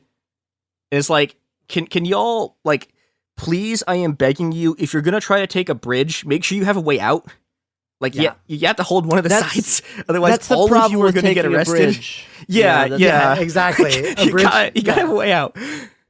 A bridge is designed to not have a way out. That's how bridges work. Yeah, exactly. Please don't all get arrested.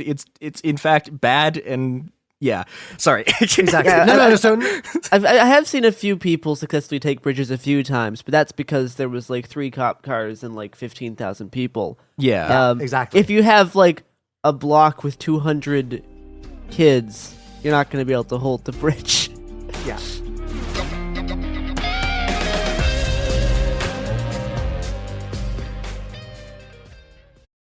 From Cavalry Audio comes the new true crime podcast, The Shadow Girls. I always wanted to know what it felt like to kill somebody. And he started laughing. Prosecutors described him as a serial killer savant, picking up these girls, getting them in a position of vulnerability. When he got a hold of their neck, that was it. I'm Carolyn Osorio, a journalist and lifelong resident of the Pacific Northwest. I grew up near the banks of the Green River and in the shadow of the killer that bears its name. How many times did you bring the camera to One the river? time. Just one time? One time. He started fantasizing about having sex with his mother. Then he fantasized about killing her. But this podcast isn't only about tracking down the killer. It's about the victims. We stayed in the woods. He always liked to go to the woods. She was just, to all of us, kind of strange. You know how he feels about prostitutes? Listen to The Shadow Girls on the iHeartRadio app, on Apple Podcasts, or wherever you get your podcasts. Adoption of teens from foster care is a topic not enough people know about, and we're here to change that. I'm April Dinwiddie, host of the new podcast, Navigating Adoption, presented by Adopt US Kids. Each episode brings you compelling real-life adoption stories told by the families that live them with commentary from experts. Visit adoptuskids.org/podcast or subscribe to Navigating Adoption, presented by Adopt US Kids. Brought to you by the U.S. Department of Health and Human Services Administration for Children and Families and the Ad Council. After 30 years, it's time to return to the halls of West Beverly High and hang out at the Peach Pit. On the podcast 9021 OMG, join Jenny Garth and Tori Spelling for a rewatch of the hit series Beverly Hills 90210 from the very beginning. We get to tell the fans all of the behind-the-scenes stories that actually happen. So they know what happened on camera, obviously, but we can tell them all the good stuff that happened off camera. Get all the juicy details of every episode that you've been wondering about for decades as 90210 superfan and radio host Sissany sits in with Jenny and Tori to reminisce, reflect, and relive each moment, from Brandon and Kelly's first kiss to shouting, Donna Martin graduates. You have an amazing memory. You remember everything about the entire 10 years that we filmed that show. And you remember absolutely nothing of the 10 years that we filmed that show. Listen to 9021 OMG on the iHeartRadio app, Apple Podcasts, or wherever you get your podcasts.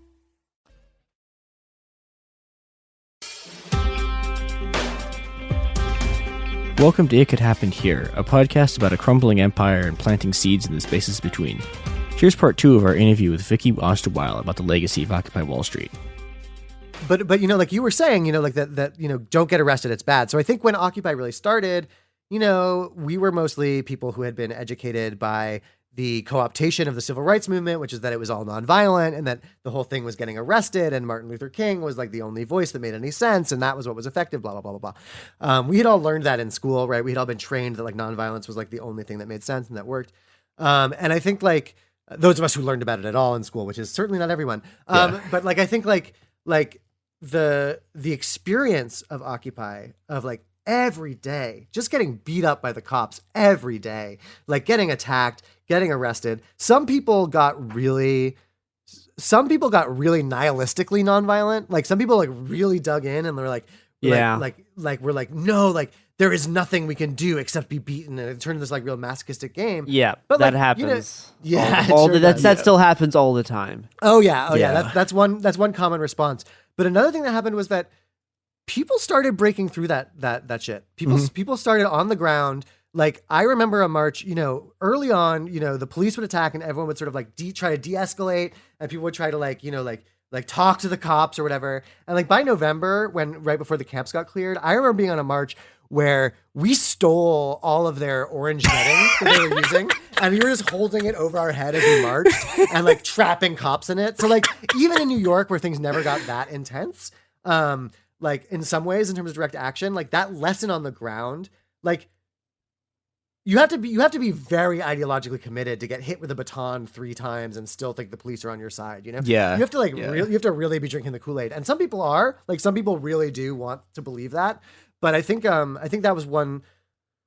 So during Occupy, like those of us who hated the police were pretty lonely, even though the police were beating us up. But by the end of Occupy, the seeds had really been sown for a lot of generational understanding of the police that didn't necessarily immediately sow fruit. Like it wasn't immediately obvious, but I think folks who stayed in struggle from there grew more and more anti-police. Yeah, that was in general.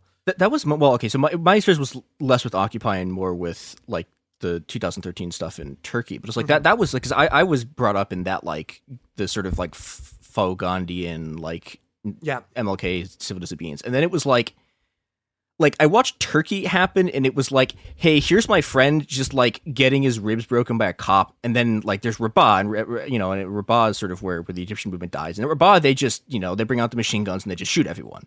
Yeah. And at a certain point, like, this is the limit of nonviolence, right? Is that what happens if they just shoot you? And Gandhi, if you ever want to like go down the Gandhi rabbit hole, like Gandhi like writes this letter to like the Jews of Germany where he's telling them to like throw themselves on the blades of the Nazis, and it's like this is like it sucks. This is ridiculous. Like just this is just like it's being complacent for abuse.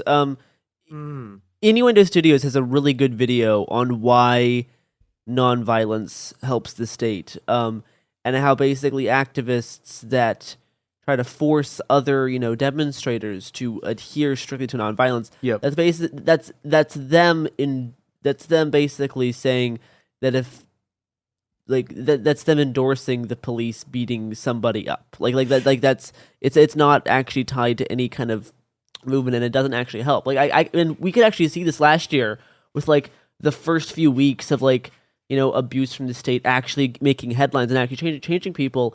But after a while, it just didn't matter. Like a cop could pin someone down and pummel their face in like August, and like who gives a shit? Nobody. Like it doesn't matter. Like that's why I found it funny when he talked about like people getting mad because cops were like macing people when they surrounded them, and I'm like, if that happened, no one would give a shit. Like I think not at all anymore. Yeah, totally. Well, I think part of it is the first time that you see it, it's like, what on earth? Yeah, like and this I think has been one of the things that's been the core of the whole sort of 2019, like late 2018, 2019 to like 2021 sort of cycle of revolutions, is that like if you're just like a dude in a grocery store and some guy runs in, is like running away from the cops, and then like 15 riot cops in and just start beating the shit out of them, which is a thing that happens like a lot. Like if you just see that, right, there's no way you can actually like if you ordinary person just witness the cops running up and just beating the shit out of someone, like there's no way you can't not be sort of radicalized against the police by it. But like, yeah, but there's a certain point where you hit it. The desensitization happens more quickly than what it should. Yeah. We stop caring. I agree. I agree with both of you that both it is shocking and radicalizing, and we get desensitized because there is so much spectacular pressure to naturalize the police, and nonviolence ideology is part of that. Is part of naturalizing police violence, right? Like, there's nothing you can do about police violence. So all you can do is control yourself, and therefore you should be better or whatever. Yeah, Gandhi had this whole fantasy about the perfect army would march unarmed into machine gun fire. Yeah. And would just be mowed down. He's a fascist, frankly. And you only need to look at his opinions about black Africans when he was in South Africa to see that. Or even if you just read like Self-Reliance, it's like, this is, there's one other thing I want to talk about with the peace police though, which is that like they're also like in terms of like fighting, like inflicting violence on other protesters, like they are the most violent like of the factions you see in a protest. That does happen very well. Yeah. Maybe not the most. That does happen. Yeah, like they beat people up. Like, I was just gonna say, like, it ties into like protest security, and when protest security is usually working with these more like peace police type organizers, and then they use protest security to literally beat up people who are doing more radical action against the state. That happens all the time. Yes. Oh yeah. Protest security. When I see protest security or marshals, I know exactly that we're in a bad march. Yeah. The only time I've ever been physically assaulted by another protester was during Occupy, actually, the night after we've been evicted, which is like November 15th, I think. And if people don't remember, Obama and the FBI coordinated this nationally. All the Occupy encampments got swept within a week of each other. On that march, we're marching around. We've been marching around all night, and I'm just dragging a trash can into the street because we're being followed by police cars. And I'm literally attempting to like do some education at the same time. I'm like pulling the trash can in the street, and I'm yelling, I am doing this because I want to protect us from police violence. Like, if this is in the street, then the cop cars can't catch us as much. That's why we build barricades. I'm like literally trying to like yell this because pulling a trash can in the street is incredibly ineffective ultimately. So it was like literally, just like for education purposes at that point, basically anyway, especially since a lot of people would like pull them back out of the street, whatever. This guy runs up on me and grabs me by the collar and lifts me up and like threatens me with his fucking fist. And he says, if my mom can't get to work tomorrow because of you, like I'll beat the shit out of you. And we're marching in Manhattan at like 1 a.m. I'm like, what the hell are you talking about? And like, he would have hurt me like pretty bad if a friend of mine hadn't like luckily had my back and like de-escalated a bit.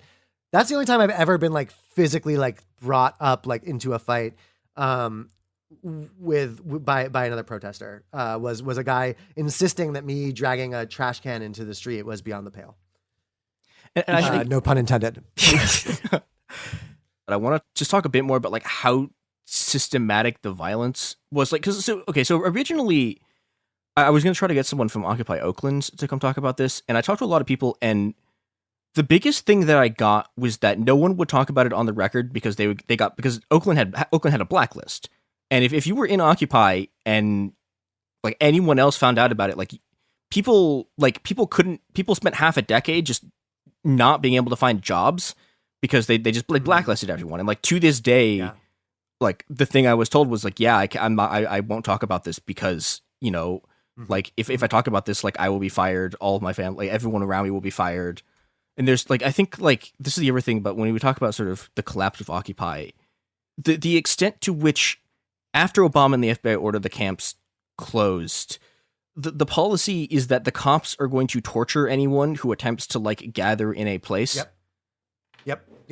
For 2 years, you couldn't have a meeting outside without the police attacking, basically. In New York. And yeah, I mean, it was, I think like a lot of the people who now claim that Occupy is the reason that they do politics or whatever for Bernie Sanders or whatever. At the time, they were saying that the reason it collapsed is because there was no organization, there was no structure, there was no political party, there was no, whatever, there was no demands. And like, it's true that it was poorly organized. Like, there's no doubt.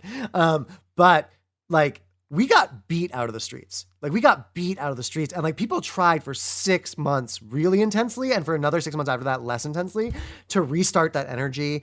There was all this work towards like a general strike on May Day, 2012, which ended up not really working, which is actually exactly the kind of demand-filled one day of action kind of politics that they were demanding. It actually really failed. Yeah. Which I think is telling. But in the meantime, like, like Occupy, like Zuccotti got cleared, but for a while there was the thing, no one remembers this, I don't think, but there was a thing up in Union Square. There was an occupation for 3 weeks. There was like all the Union Square freaks and like a bunch of occupiers. And yeah, the cops just like it was just like batons out on site for a few years in New York. And I know it was like that everywhere else, or most everywhere else. And that came down from on high, that like the police were just like, oh, what was dangerous about this was people gathering in public. Yep. So we really need to enforce the Second Amendment being meaningless now. We really need to stop meetings from happening in public. And that violence was super intense and super real. And a lot of people got beaten out of the movement, and a lot of people got really demoralized and left. And I understand why. It was scary and awful. And there was a lot of repression and, and it has continued to sort of that kind of repression has continued to escalate. But what has successfully happened in our movements, I think to our credit, is that we haven't actually formed the kinds of hierarchical organizations that allow for more effective police repression. All the police have right now against us, for the most part, is batons in the street. They have a lot more trouble infiltrating, a lot more trouble, which doesn't mean they aren't trying like crazy, but they have a lot more trouble taking down the movements in a sort of COINTELPRO way, right? The modes of repression have changed a bit. But that's also because we don't have, it's a combination of the fact that we don't have those forms of organization, but we also don't have those forms of organization because they don't emerge spontaneously from our living conditions like they used to. So I think it's you can't just give credit to any one thing. There's a lot of different factors at play, I think. I will say one of the other things that I've noticed, and I think I'm pretty sure this has happened. I've talked to people who are talking about this at Occupy, is that like the first thing, if you have a group of people who are just there, the first thing the cops try to do is appoint a leader, so that they have one person that they can negotiate with. This lets them sort of this sort of like access point to which they sort of break like the demands of the crowd, is that they find one person, they appoint the leader, and they get that person to sort of like be the liaison. My favorite Occupy joke, I got to give respect to Occupy Denver. This was the best joke that ever happened in Occupy. They announced at the beginning of one week, on Friday, we are going to announce our leader. Occupy Denver has chosen a leader. And the whole movement got so upset. Everyone was so angry. I was like, what the fuck? And then like they had this like big press conference, and their leader was a golden retriever. It was just a dog. And it was like, that was a perfect role. Kudos to Occupy Denver, whoever organized that prank. I love you.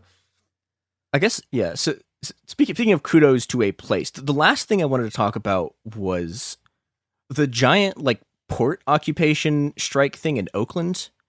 Yes. Because I mean that wasn't the first time people had done it. Like I know during the anti-war movement, even till like 2007, 2008, there's a bunch of people trying to occupy ports.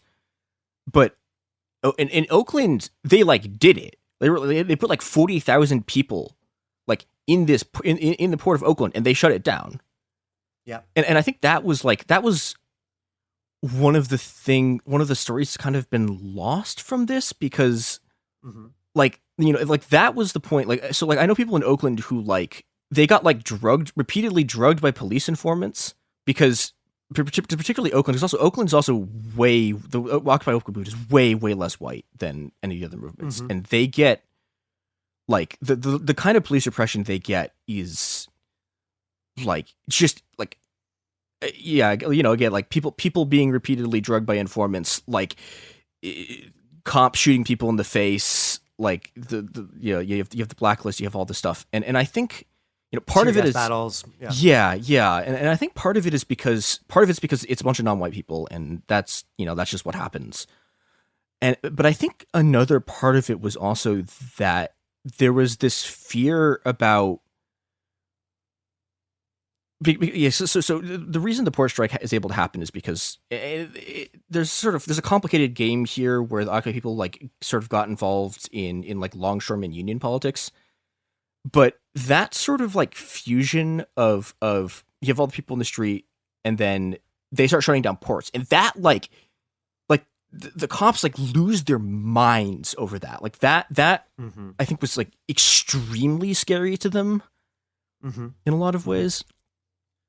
Yeah, I mean, I would defer to anyone from Oakland who was there during that. I have comrades there. I've talked to. I've read about it since. But I think part of the heightened police repression and the heightened power of the Occupy Oakland folks was the Oscar Grant Rebellion, like I mentioned in 2009, which had happened, which had it had been a few hundred people, but it had been really rowdy. There'd been like looting and smashing, maybe more than a few hundred, maybe near 1,000 people on the first night. And you also obviously have the legacy of the Black Panthers in Oakland. So, the Black Panther Party, forms in Oakland. It lasts in Oakland a decade and a half longer than it does anywhere else in the country. So there's a lot of and you also have the really, really intense gentrification of the Bay that's happening. Yeah. So there's incredible political and economic pressure in the Bay combined with this history of radicalism that really, but yeah, I think also the other thing that's really interesting, I think what you said, you put your, you hit the nail on the head. It was largely it was terrifying that it was the most effective direct action in the Occupy movement, I think, was that port shutdown. I think without a doubt, the biggest mass direct action that Occupy achieved. What was that? November 12th? Was the date of that? I don't remember, but 2011, near the end of the cycle. And I think the other thing about that though was that was very similar to the alter globalization movement, right? Mm-hmm. Where the unions had sort of teamed up with, in Seattle, there's a lot of trade unions on the ground next to all the black blocs, right? And I think that image, I think it's really interesting. It really terrified the police, and it could have been a vector for a certain kind of labor first politics that could have emerged, but instead the labor first people have turned out to be all electoralists. Yeah. And it seems that's sort of a weird blip that hasn't really returned. Yeah. And it's interesting too, cause now, the AFL-CIO just AFL-CIO is no, comp union's great. And it's there's this sort of split between the street movements and organized labor because they're off doing electoral stuff and cop shit, which is this sort of and have been now for 7 decades. I mean really the buying off of the unions in the New Deal, with some brief windows of wildcat action in the 70s and the 90s, the buying off of the unions has never really gone away. Industrial unionism in the US has long been, and in Europe, everywhere where those developed in the early 20th century, that labor movement, they've really been successfully bought off. And I don't think that those unions are a big easy route to power any more than the I don't think they're gonna overthrow the government. I mean, I will say, this is my the thing that I plug every time is that the AFL-CIO overthrew Allende. Their people on the ground were directing. We're directing a bunch of the anti-Allende stuff, and it's and it was the union bureaucracies more recently in 2001 who or in the wake of September 11th who transformed the anti-globalization rhetoric into Buy American, right? which it turned out was often buying prison-made materials. But that was the union. The union sort of defanged alter globalization into Buy American. Yeah, and there's I think there's a whole nother story there about how that how anti-globalization turned from the Zapatistas to Trump, which is incredibly depressing, and goes through this line of sort of the replacement of internationalism with nationalism and that kind of buy local stuff, and the fact that these people sort of just decided that partially after Seattle, partially after 9/11, they're just we're not doing direct action again. And Oakland's Occupy Oakland's that's the one big exception to that was that moment, and then it just kind of just has never happened again. And that's partially because that union, the ILWU, I think out there is on the courts. That was a particularly like radical union that had some wildcats and was like more democratic than many of the other unions in those shapes. But but that's also like a big story for another time. Obviously, the co-optation of anti-globalization over the 20-year period. Yeah. You know, this is kind of corny, but like, what can we actually learn from what happened there, what went wrong, and sort of what the limits of it was? Yeah. Okay. So the legacy. So I think one legacy that the legacy that is most widely accepted and known, which we can go over quickly, is that it reintroduced class discourse largely into the popular, the 99%, which is a very, very bad class politics. But it reintroduced some of that sort of class war discourse, and I think more important than that, but not that dissimilar, it reintroduced street politics into the U.S. I think a part of the legacy that gets forgotten, because like the globalness of the wave gets forgotten as well, is that when shit pops off in New York, everyone in the world knows, or at least they did then, right? Because America had been so successfully, appeased politically for so long that I think that when Occupy popped off in 2017, like in 2011 rather, it really like signaled to the world, like the rest of the world, like, oh, like this is real. Like even in the center of empire, like people are rising up. It's hard to remember and it's weird, but like there was an Occupy in New York, in UK. Yeah. There was one in Tel Aviv. There was actually kind of like a pro-Palestinian Occupy in Tel Aviv briefly. And, I think maybe the most powerful sort of immediate tactical offshoot of Occupy was Occupy Nigeria in the first weeks of 2013 when President Goodluck Jonathan took the fuel subsidies away. And there were like sort of 2 weeks of really intense revolutionary rioting in Nigeria that then called themselves Occupy as a way of being legible to the rest of the world. I think the other legacies though that are a little more sort of subtle, I guess, is like that a lot of folks still in the struggle now. Like I will still meet people, my age who like I have 2 comrades here in Philly who I didn't know at the time, but who were organizing in New York, right? Like we probably hung out in rooms together. Like we were probably in the same spaces, but like, so like a lot of folks, each of these waves that has come has left, some people leave, some people swing right, but like there's a residue of folks that like becomes the base for the next movement. And I think like Occupy really did provide a lot of people in a way that the gap between Alter Globalization and Occupy didn't produce nearly as large a contingent of people, although of course there are those people. But I think also like really importantly, like the tactics of Occupy, like one of the things that was incredible about the George Floyd uprising was that every tactic that we have tried in the last 10 years reemerged, right? There was a prison strike. There were indigenous blockades. There were Me Too style callouts, which of course developed out of punk and queer scene callouts that had been going on for a decade. But there were occupations, right? You had the Chaz in Seattle, which we can, situation. But we will get to that one day. In any case, like I think like that has remained in the repertoire of proletarian struggle, like as a result of Occupy. And if it had just been Occupy, maybe it wouldn't, but as a result of the global movement of the squares, which obviously goes until Tahrir Square in 2013, 2014 in Turkey, I think is probably Gezi Park in Turkey, which is like the last big moment of the squares really. But that 5-year wave, like it was really, really important globally, really, really important locally as well. In terms of building activists, building a class of building revolutionaries, whatever you want to call them, the good version of the thing, not the bad version of the thing. It produced a lot of them. And I think like in terms of its limits and like what we can learn from it, like I think taking the police more seriously was really important. I think taking police violence more seriously was a really important legacy of Occupy. I think pushing towards the limit of what total democracy meant. A lot of people in Occupy remember that like a lot of Ron Paul people and like weirdo, like End the Fed cranks and like right wingers like spoke in Occupy, and like that total open populism of Occupy, I think was both probably its greatest strength and its ultimate limit, right? Which was that like, it was never going to be able to really like sharpen itself into the knife it wanted to be to like really change the face of global capital or whatever. Because there were so many white middle class people involved. Like a bunch of the like a lot of the current far right media people came out. Like Sandra Fairbanks was like an Occupy streamer. Tim Pool. Yeah, you're welcome for Tim Pool. Tim Pool was filming on the last day, a bunch of us doing some things, and Tim Pool did not manage to continue filming, is all I'll say. And after that is when he started swinging right. So you're welcome, everyone. Anyway, sorry, that guy's a fucking asshole. He was an asshole then, though. I think what's important to know is that a lot of these people were sus as hell back then to Occupy folks. Like they were around in Occupy because of the nature of Occupy.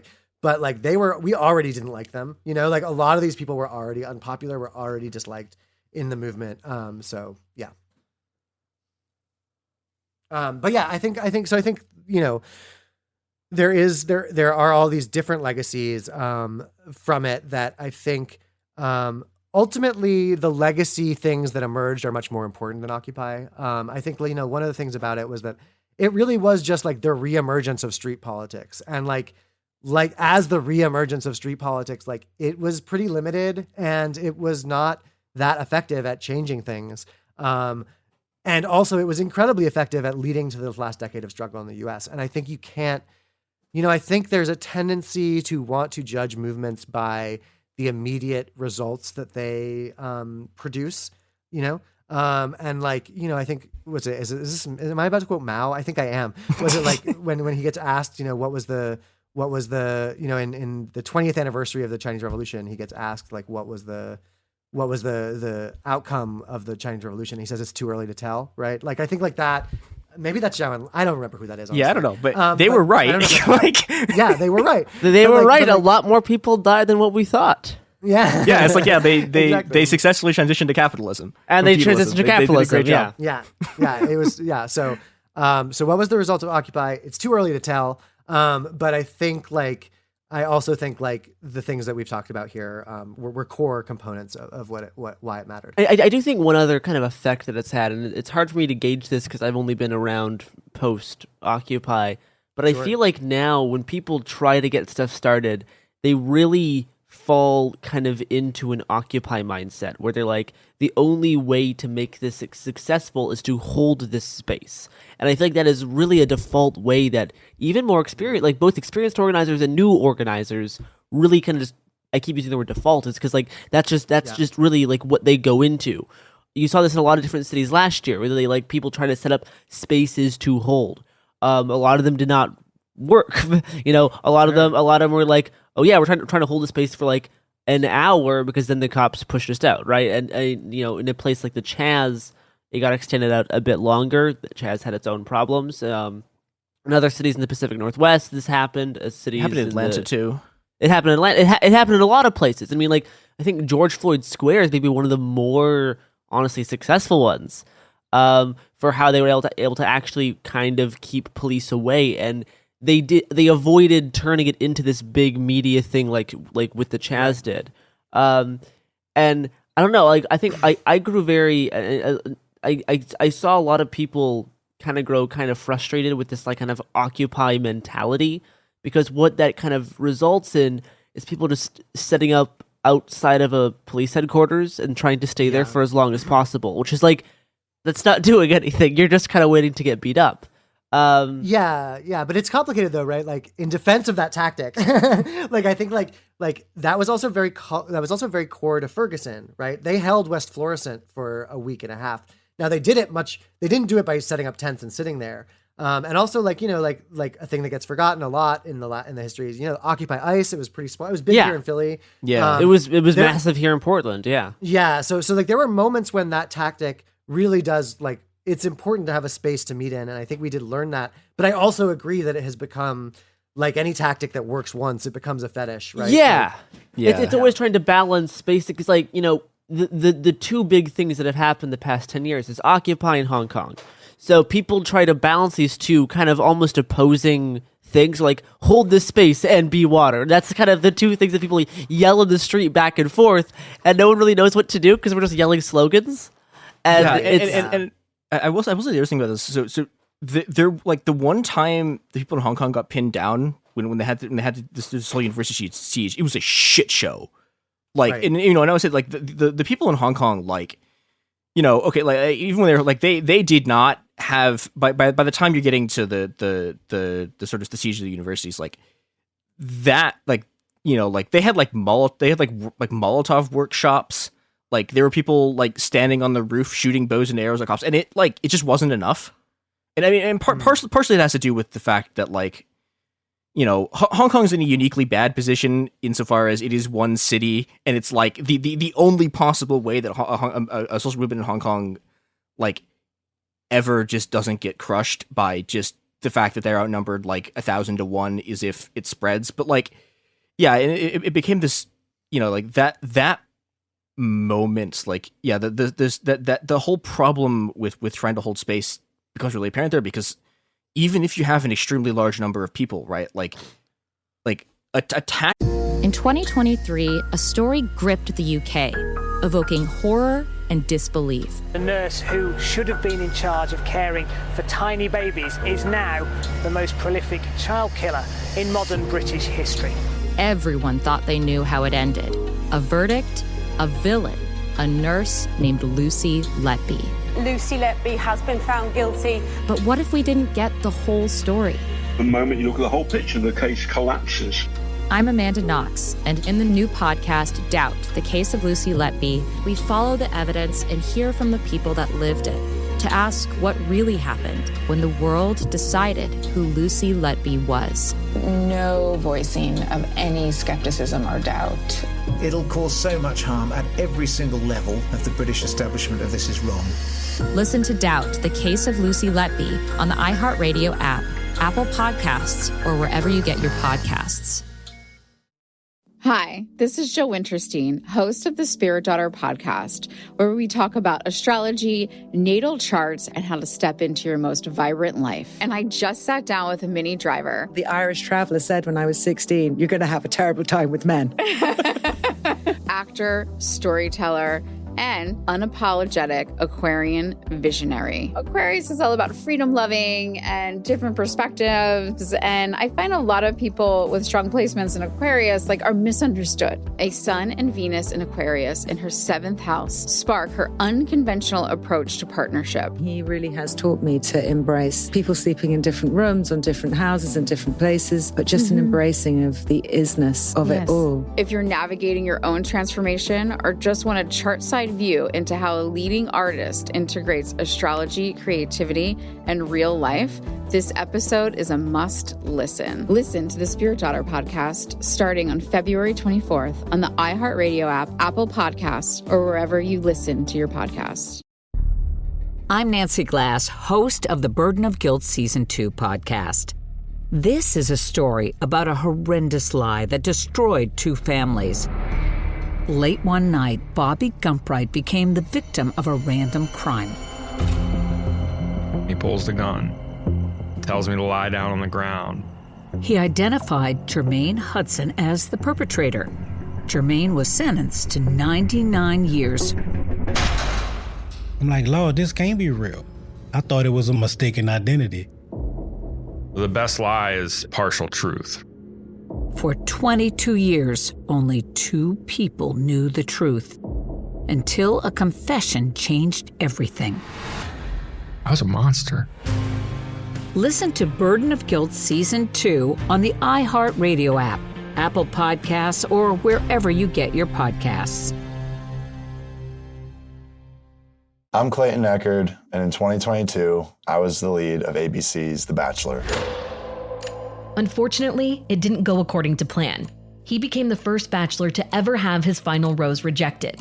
The internet turned on him. If I could press a button and rewind it all, I would. But what happened to Clayton after the show made even bigger headlines. It began as a one-night stand and ended in a courtroom, with Clayton at the center of a very strange paternity scandal. The media is here. This case has gone viral. The dating contract. Agree to date me, but I'm also suing you. Please, search warrant. This is unlike anything I've ever seen before. I'm Stephanie Young. This is Love Trapped. This season, an epic battle of he said, she said, and the search for accountability in a sea of lies. I have done nothing except get pregnant by the Bachelor! Listen to Love Trapped on the iHeartRadio app, Apple Podcasts, or wherever you get your podcasts. One isolated space in mass is the thing the cops are really good at. And the thing they're really bad at is trying to deal with 500 people, 700 instances of 500 people going through places because there just aren't enough of them. But what was it? The head of, who was it? It was a big muck in the national police, said that we can very easily handle one march of 10,000 people, but we can't handle 10 marches of 1,000 people. Right. It was, you got to see this in Chicago too. This is how the police lost control of the Miracle Mile. It's there's just people everywhere. And I don't know. Yeah, no, and that's what, certainly in Philly where it was very, very powerful, that's what the George Floyd rebellion looked like was people were everywhere in Philly, all the neighborhoods. People didn't like we were out there, whatever. And like, there, like people didn't know what was going on 3 blocks south. You know what I mean? Like it was like that. Like there were fights happening everywhere. And under those conditions, the police can't, no matter how militarized they are, they can't act. Yeah. Effectively anyway. They can act. They certainly will. They will act like pigs. But I think like, yeah. So I think that sort of dispersion, but I think I'm going to promote a really, really weirdo crank book right now. But there's this guy. Sure. Go for it. This 20th century, like literary weirdo, this guy, Elias Canetti, Italian guy. Boy. Wrote this book called Crowds and Power, where he attempts to describe the entirety of human history and anthropology in terms of crowds. This is obviously impossible and ridiculous, but that book has the best descriptions of crowd dynamics I have ever encountered anywhere. Interesting. And I like people who take big swings because they miss. Yeah, The miss has lots of interesting stuff. I think that's why people liked Settlers by Jay Sakai so much. Like I think the thesis wasn't great, but there's so much incredible stuff in that book that like it works anyway. That having a really wild thesis allows you to like really like get into some interesting stuff. So anyway, one of the things that Canetti talks about in that book is that a crowd, an open crowd, as he describes it, an open crowd must constantly be growing. And the moment it stops growing, it starts shrinking, right? Yeah. And like this, I think that dynamic in terms of both movement and like a momentary protest or riot, right, is like really real. I can totally see that, yeah. And I think one of the things that particularly organizers are trained to do, and like that we learn to do, especially in lull periods when we're like organizing these little, these little crystallized groups of like hard cadre or whatever, is that like what we learn as organized is something that is defendable. But once you start defending something, you start losing it, because we cannot take on the state or the police in a head-on confrontation. And this can be confusing because sometimes you can successfully defend for a few weeks, maybe even a few months. You can defend a space sometimes. But once people get really interested in the defending, then they begin forming bureaucracies, governments, internal policing, security forces, whatever it is. They start becoming they start undermining the very thing that made it powerful, which was this sudden rapid growth, this sudden like big explosion of power and self-recognition that comes in the beginning of movement. And I don't think there's a way to will that problem away. Like, I don't think we can just like think our way out of it. Like, it's just a problem. But I do think that like one thing that we could take from the experience of Occupy and the experience of the last decade is that like, if you do, consider yourself someone who wants to participate in these kind of movements, which is probably why you're listening to this podcast right now, don't try and defend. Like, don't try and defend. Like, some things will need to be defended sometimes, obviously. But like, if your main thing is like we should never defend something we've achieved so far. We should never not be willing to destroy it in order to like build something bigger, right? Like, we should never, no movement thing that we have, be it an Occupy Park, be it a taken space, defending that should never outweigh the possibility of expanding. And if that's our strategic mindset, obviously moment to moment, you can't just be thinking that constantly. Yeah. But if the strategic mindset is like, what we have now is only good to the extent that it can turn into something more, rather than we have to defend what we have now. If you can think that way, I think it opens up a lot of strategic possibilities. And I think it's what has worked over the last decade that I've seen is when people attack, when people expand, when people try to do new stuff, it doesn't always work and it doesn't always hold. But when that stuff stops happening, the movement is doomed. I think that's a really good way to wrap things up. I think that's a nice, beautiful sentiment. I kind of view this type of thing in more than just protests and, in different facets of life. I think you can always learn from past experiences, from past struggles. But if you try to perfectly replicate them, you're absolutely going to fail. Yeah. You should always learn and move on, but you should not be focused on any kind of replication. Is there any of your books or writings you'd want to plug before we wrap up here? Sure, yeah. I wrote a book that came out last year called In Defense of Looting, came out in 2020 with Bold Type. I am currently also writing, I'm obsessed with movies. I write a movie review column for the Al Jazeera Plus I did not know newsletters. that. Yeah, the newsletter Substack. If you want to read. I mean, it is really movie reviews. So if you want, cranky anarchist theory, it's not the spot for you. Otherwise, yeah, I'm on a pretty long social media break right now, but good you can for find you. me on there eventually. I'll probably come back inevitably. Unfortunately, and I have writing popping up every now and then, and if you read it, I would appreciate it. Well, is that helpful? Yeah, absolutely wonderful. Thank you, and yeah, thank you so much for coming on to talk about Occupy and stuff that I think a lot of people hear about, but I know at least a lot of my generation does not fully kind of grasp it. It is literally my pleasure. Like I wasted so much of my life thinking about this. I'm so glad to be able to share some of it with some people. I'm so glad you're able to join us too. I've been looking forward to this for a while. So yeah, it's very excited.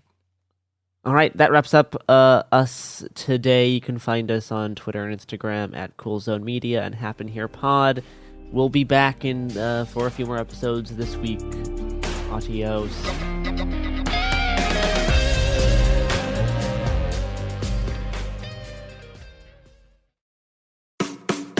Executive producer Paris Hilton brings back the hit podcast, How Men Think.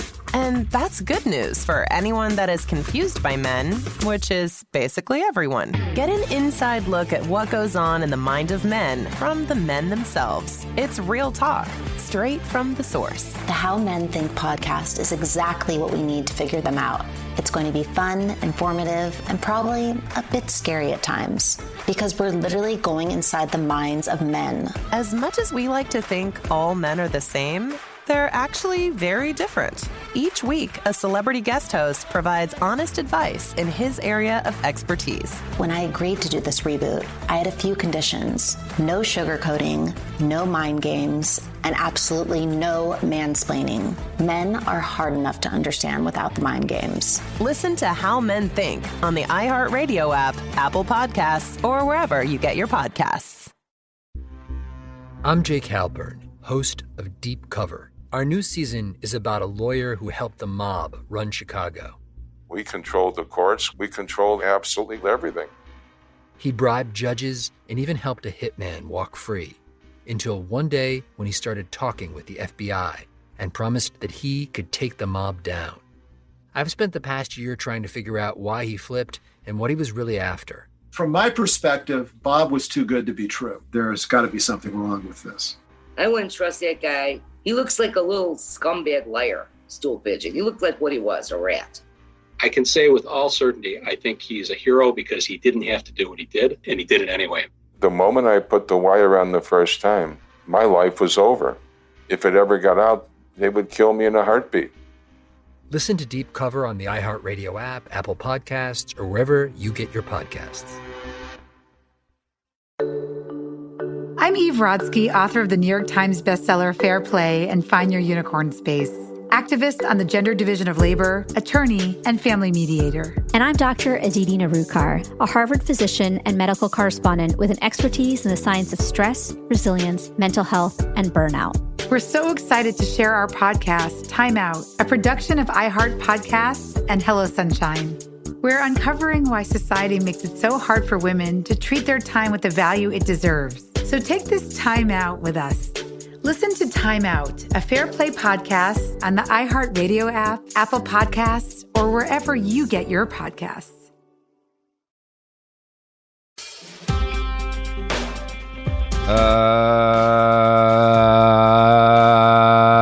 That was the introduction. I did it, Sophie.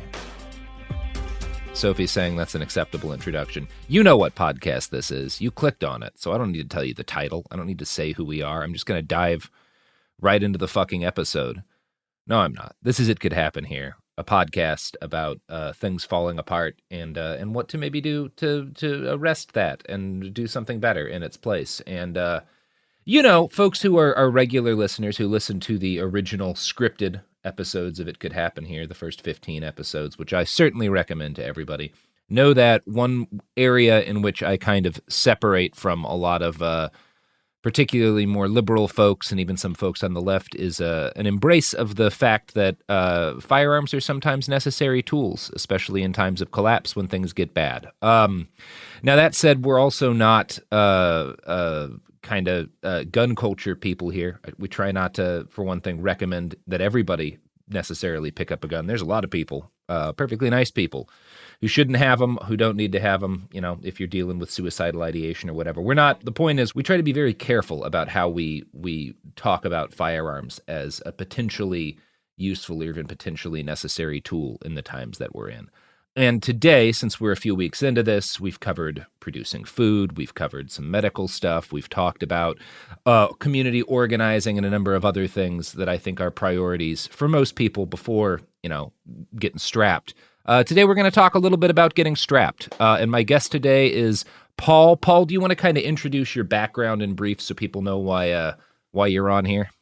Sure, Robert. I was in the Marine Corps and infantry, and after that, I went to security consulting and then to the Federal Protective Service and finally the ATF, some of our funnest agencies. Yeah, all my favorite organizations there. Yeah, well, they're better than the what is it, the FDA. Yeah, they beat the FDA. I mean, in terms of body count, they're certainly better than the FDA. Yeah. And what do you do now, Paul, that you're out of that line of work? Well, I do two things. I got a day job at Disney World, and then the side gig is we run a explosives and machine gun supply company, also body armor, a handful of other things, but that's the big thing is destructive devices. Yeah, and you've got, I think, experience that a lot of people, particularly on this side of the political aisle, lack. You know, one of the downsides of kind of rejecting the federal government and the military in all its forms is that there's a lot of people who may accept the validity of being armed and don't really have much in the way of practical training. And firearms are tools that, to use most efficaciously, do require training and practice. You can't just you can pick them up and be dangerous, but not in a way that is particularly protective to you and your community. Oh yeah, yeah. So I wanted to talk about kind of recommendations and everything we talk about. Nothing we're not talking in the context of forming a militia or in the context of showing up with guns to yell at people at a protest. If that's the thing you're choosing to do, that's a whole different ballgame. We're talking about kind of responsibly arming yourself and your community in a way that is not going to get you in legal trouble. It is also not going to endanger them, because one of the things you have to accept about firearms is that there's a risk, related to owning a firearm. Not just the risk that suicide risk raises if you have a gun in the house, but just if you don't use them properly, even carrying a gun. It's not unheard of for people carrying guns to have those weapons taken from them and used against them. It happens to police and it happens to armed citizens. So it's a matter of I think when you accept that you're going to be armed, there's something incumbent upon you to understand the risks of being armed. And I guess that's kind of where I want to start. Like, what are some of the big pitfalls you see people fall into, that I think traditionally training is supposed to help allay to some degree? Well, probably number one is grandpa's gun in the closet that's been there for 40 years unfired, and somebody just picks it up and throw some ammo in it to go hunt a deer, and it's got a barrel obstruction or something. It just blows up. But number two, and the one that can be mitigated by training rather than just general not being stupid, because it's kind of stupid to pick something up that's really old and just try to shoot it, is not shooting yourself. And when you do go out to the range, not shooting other people, and then not shooting people in your own home. You don't, as much as you might want to say defend your own home, do you want to shoot your wife when she comes home at 2:30 in the morning after work and wakes you up? And there are ways to mitigate that, and it's really easy and it's really cheap. So yeah, let's start with some of those. Just if you're new to, if you've decided I need a gun for whatever reason, you purchase a gun. I think the most basic first things are in terms of like actually making that relatively safe is number one, knowing which kind of firearm to purchase, and number two, and these are not in order of importance, these are both very important. Number two is securing that weapon properly, as opposed to just having it laying loose in the house, which is never the best way to store a firearm. Is it? Yeah. I mean, I own a number of personal firearms. I'm in my office right now where I got a locked door and nobody can get in, and I got a gun safe back behind the monitors. I'm comfortable with that. But if it was in a place where kids could get at it, you don't want to just stuff it in a sock in the closet, which is actually what my mom did when I was a kid. Yeah, I mean, safe storage, and I mean, really being able to identify your target is probably the biggest preventer of like inter-family accident. Because I know, we do talk about safe storage, kids, and all that, but back to the wife coming home, if you just put a light on your gun, $100 light, you can look at the thing that you're shooting in the middle of the night and not shoot someone you don't want to shoot. Yeah, I would go so far as to say that, like, if you've got a home defense weapon without a light on it, you don't fully have a home defense weapon. No, no, you don't. It's going to be useless in roughly half of the situation. And statistically, like if you're looking at when people are actually tend to be endangered in their own homes, the vast majority of the situations in which you might be in danger. When it comes to weapon selection, this is another area where, like, if you go on maybe one of the worst places in the world to have this discussion is Twitter, because everybody has their opinions on Twitter.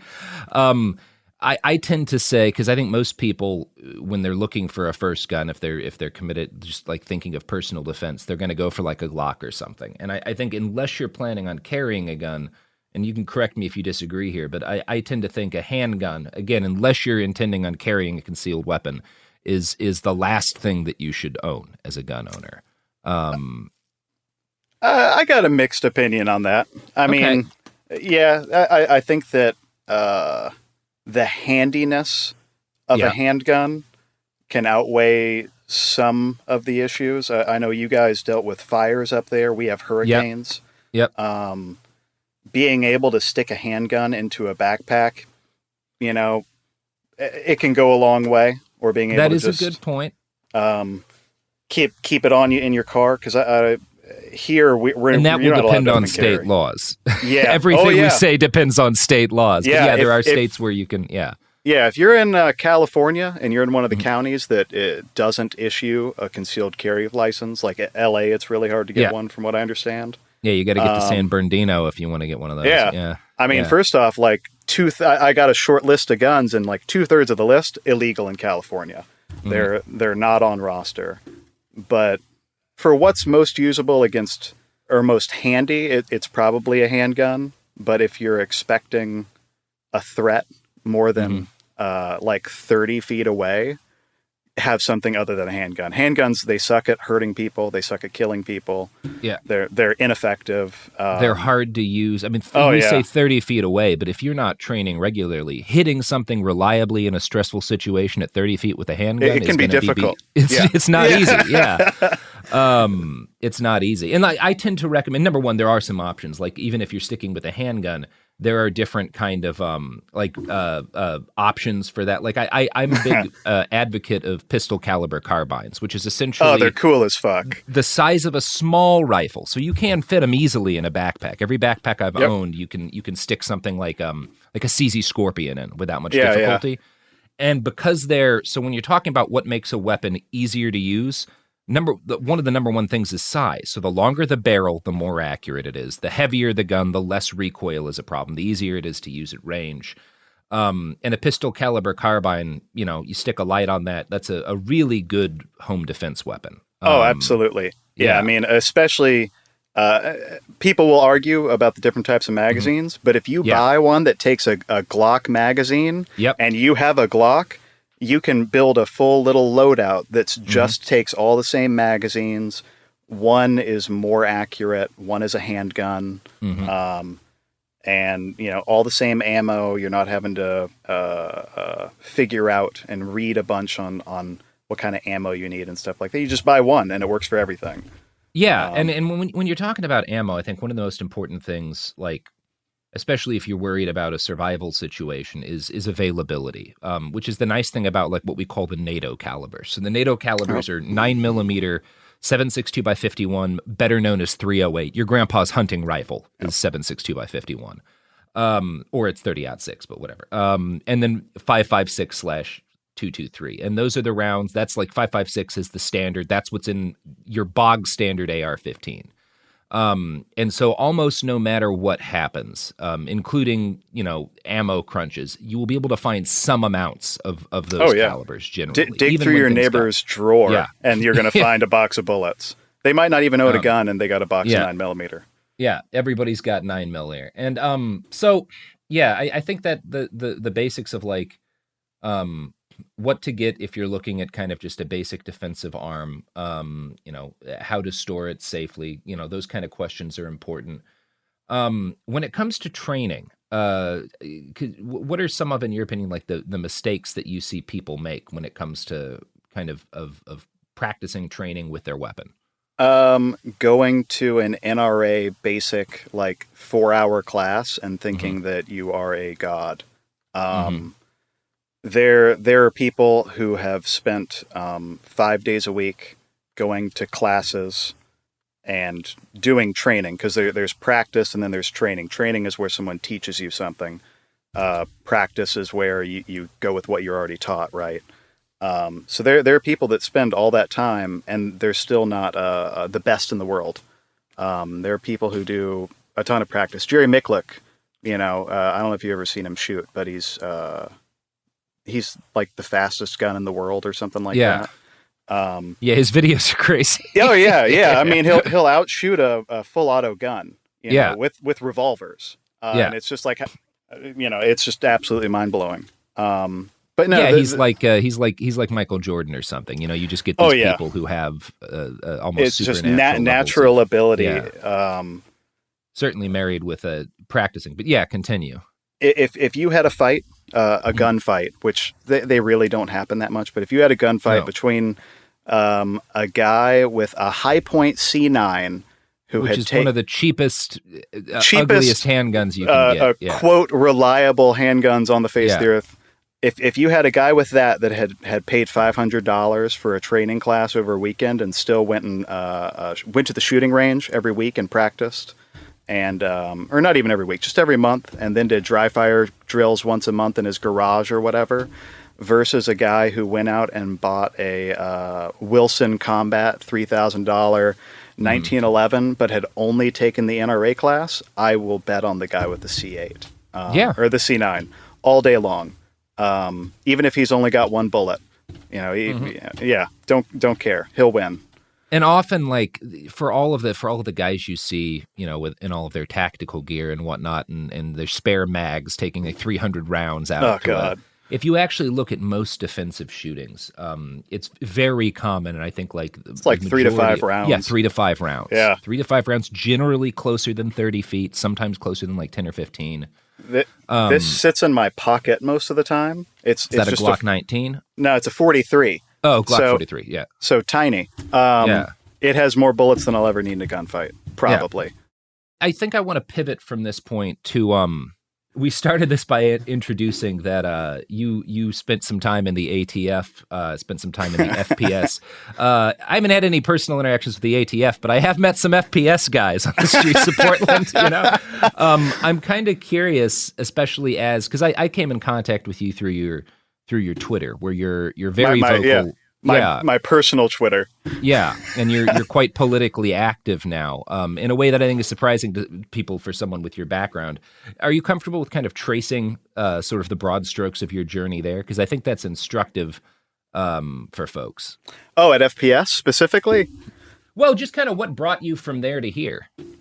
Oh, so I got kind of, oh man, what's the word for when you just get, I don't know. I got to a point, I showed up for work at 4:30 in the morning and I was literally shuffling through some paperwork and was getting ready to file a warrant, and just kind of realized I didn't think that it needed to happen.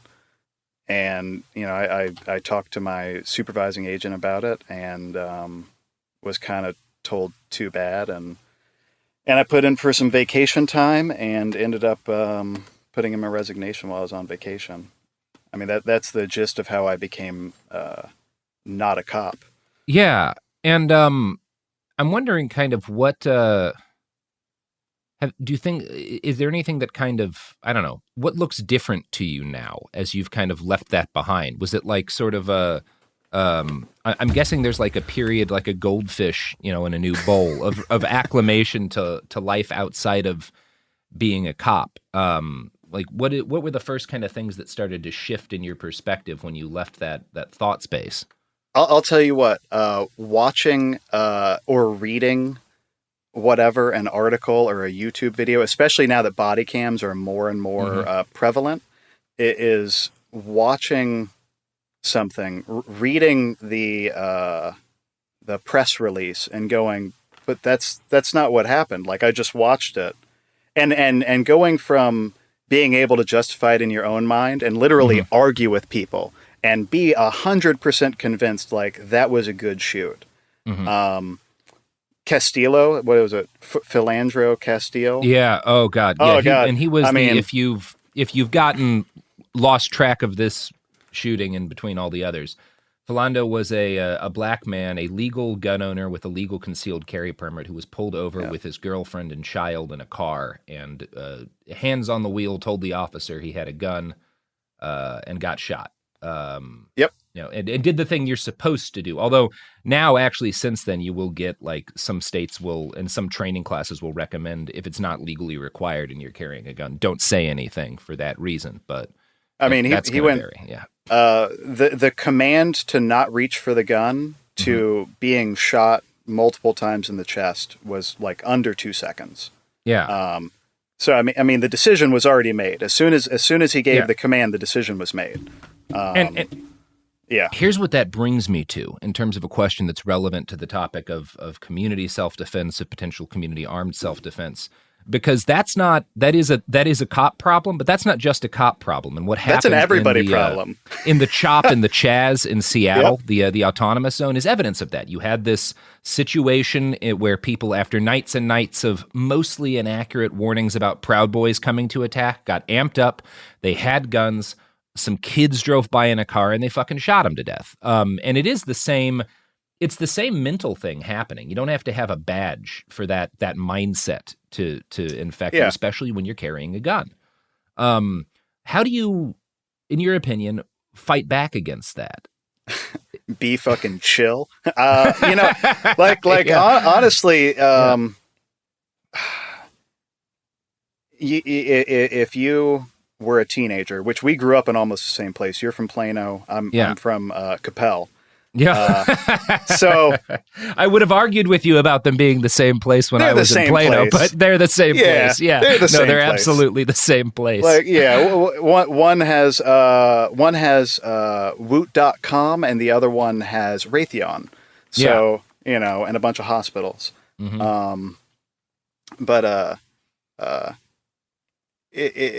You and I grew up in the same time, same place, same types of schools. How many times did you see in like high school or even middle school, just a guy hit on a girl and then the girl's boyfriend comes over and just starts fighting him? Yeah. Like the guy had no reason to know. He didn't know he was doing anything wrong.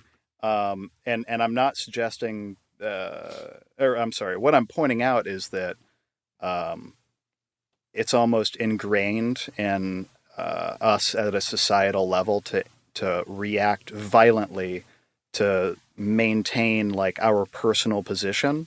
Yeah. And if that means that I'm in my neighborhood and I don't recognize someone, it may seem like violence is the right way to go. That's actually what you're doing when like, what's it called? Karening, you know, where you call somebody, the black kid selling water bottles or whatever. I know that was one in New York where the police came and harassed, some like 12-year-old black kids because they were selling water bottles. Yeah. It's the same thing. I mean, in that case, you're not personally doing the violence. You're just calling somebody else to do it for you. Because, the police are kind of violence of monopoly and all that. Yeah. Yeah. Yeah. And that's, one of the most, I think, important things about that is the idea of, violence is like when you're willing to accept violence to kind of maintain your social position or something. And I think that has a huge amount to do with the kind of violence you see at protests. With like we've had protests, quote unquote, security here in Portland. People kind of declaring themselves security and what the fuck does that mean? Shooting other kids with paintball guns for graffiti, but it is a matter for they're not doing it to protect anybody. They're doing it because they've declared themselves security. Somebody doesn't listen to what they say and their ego is hurt. It's the same thing that, again, cops do. It's a human mindset. It's not just a cop mindset. And I think when you're talking about I think there's a couple of things. Number one, if you're going to be armed, and if you're going to be armed in a community self-defense role, one of the things you have to accept is that you're not, as a person who is armed and cares about the defense of your community, you're not a separate thing from them. I think that's one of the areas in which policing goes wrong. Yeah, you can't view yourselves as separate. Yeah, and I know you guys have a big problem with that. We do here too. I live in a metro, and our metro police, 99% of them don't even live in the county. Yeah, they all go. It's about the same here. Yeah, yeah. They don't even not just the city. They don't live in the whole county. And that's despite they get a living allowance if they'll live in the city, and there's a bunch of if they live in the city, they get a take-home car. There's a bunch of incentives to try and get people to live here, and they still won't do it. They want to go live in the next sheriff over, the next county, where we have a very vocal sheriff the next county over who's really racist and all that shit. And I think if you're talking about the potential of armed community self-defense, I almost would prefer phrasing it differently. Community self-defense, with it should be the entire community. Armed. Yeah, it should be the community. And you're not the gun isn't what you are. You're not security. You're not self-defense because you're armed. You're self-defense because you're a member of the community. And if you personally choose to be armed, that is an option that is expanded to you specifically because you're armed. But it doesn't change it shouldn't change what you are. And if it does, there's a phrase that I think is really useful. The finger pulls the trigger. And if you want to avoid, or the trigger pulls the finger, sorry. And it's this idea that when you show up armed, and you're showing up armed as someone, your purpose there is to be armed, you're at heavy risk of the weapon guiding your responses. And that's the most important thing in any circumstance to avoid if you're carrying a weapon. If you got a hammer, everything's a nail. Exactly. Well, and the last 20 years, we've had kind of with the war on terror, you've seen a proliferation in media around making Navy SEALs and all that shit look really, really cool. Every other movie is about that, even though really they're just drunk guys who yell at people a lot and who occasionally commit murder to protect. Or was that the SEALs, or was that the Green Berets who killed that guy to protect a drug trafficking ring? I mean, probably both. Oh no, that was the Green Berets out in North Carolina. Yeah. I mean, it crosses all borders. But one thing that's come out of that is we've started to call those guys operators, right? Yeah. So you've gone from a gun being a tool that someone trains to use to they are merely an operator of a weapon system. And it's kind of dehumanizing. It allows you to get out of the thought on that. It's exactly what you were talking about, where the trigger's really pulling the finger at that point. Yeah, and it's. I think there's a number of there's a number of tactics and more than we can get through, and that we'll be talking with some other community self-defense people at some point in the near future about this, because this is a big topic, right? And it's not one, I haven't seen anyone do it super well yet in the United States. Like anytime you have kind of persistent right wingers do every once in a while. Yeah, they they take over BLM land. Yeah. But then they die. I forgot about that. Yeah, they did die. They get killed. And I think that it's a really messy topic because of, what you brought up is a valid point. All the kind of social baggage there is around weaponry in this country and in our culture, this kind of like worship of the gun. And if you think like the left is any more immune to that than the right, you're wrong. You see the same, toxic behavior all around. You have to be extremely cognizant of it, even if you know it's something to risk for. There is weapons in general have a mental impact on us carrying them, and there is a level of just like being around weaponry that is entrancing. It's a human thing. We make weapons. We're tool using apes, and weapons are some of the first tools that we made that are responsible for why we get to tell the dogs and the cats what to do. And you have to really approach being armed from a standpoint of rejecting a lot of that if you're going to do it responsibly. I mean, among other things, the idea that you might have to use a gun has to be you're very close to your worst nightmare. Yeah. Because it would be if you ever actually had to use one. At minimum, you're talking like when you actually look at like legal self-defense shoots, you're talking minimum if you kill somebody, at least minimum the next year of your life is dealing with the legal consequences of that. Sure. And probably hundreds of thousands of dollars. Yeah. I mean, if you're having, if charges get filed, you're talking hundreds of thousands of dollars for like a capital defense case, if not millions. Yeah. And that's in, there's one of the gun YouTubers that I like to push people towards for this kind of stuff is a guy named Paul Harrell, who is certainly more on the conservative side, but who actually killed somebody in a self-defense shoot and went through the whole legal process afterwards. And he has a couple of videos where he talks about it, and he gives, I think, pretty good advice on that is completely without ego, because it was a nightmare for him. It was the worst experience of his life, which is what it's going to be if you ever have to use a gun. And that should be the top of your mindset. I've been in this situation a couple of times at protests where like someone pulls a knife and starts lunging at people, and I have a gun and I'm 15 feet away. And I never drew, in part because it never quite crossed that line for me. And I knew that giving people the chance to de-escalate was vastly more important than introducing a second weapon to the situation immediately. Sure. And if things had gone differently, perhaps I would feel differently about my choices in that moment. But they didn't, and nobody got hurt. And that's always the best case scenario, even if it's somebody you really dislike who is threatening people with a weapon.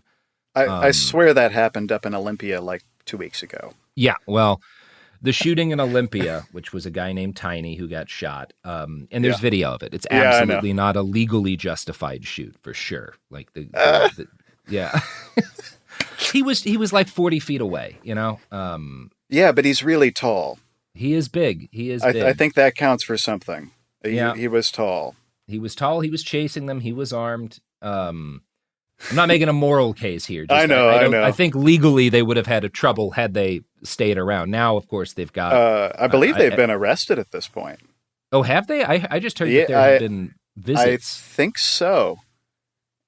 Sorry, I don't mean to crash it for a second. No. I think I saw our best friend Andy post something about it.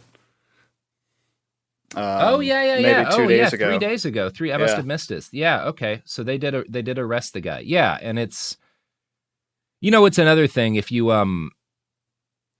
feel if you're involved in like a shooting that you feel is a justified legal shooting, you don't leave the scene. And in fact, one of the better videos you'll get on like what to do, and this guy's life has gone to shit because of the political nature of the shooting. But the guy in Denver who shot that dude at a protest, the Pinkerton who fired that dude. I'll tell you, no matter what you want to say about whether or not it was a good shoot.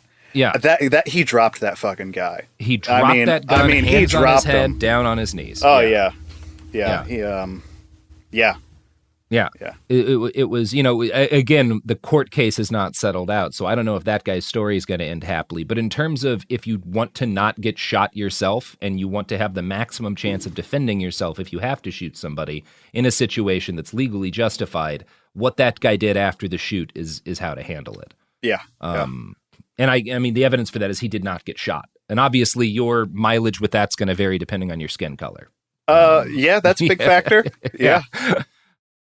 In terms of actual training people can like pay for if they want to take that step, which I think is a good idea. Who do you have kind of like broad recommendations for how people can know if something's, because this is certainly a space where there's a lot of grifters and whatnot.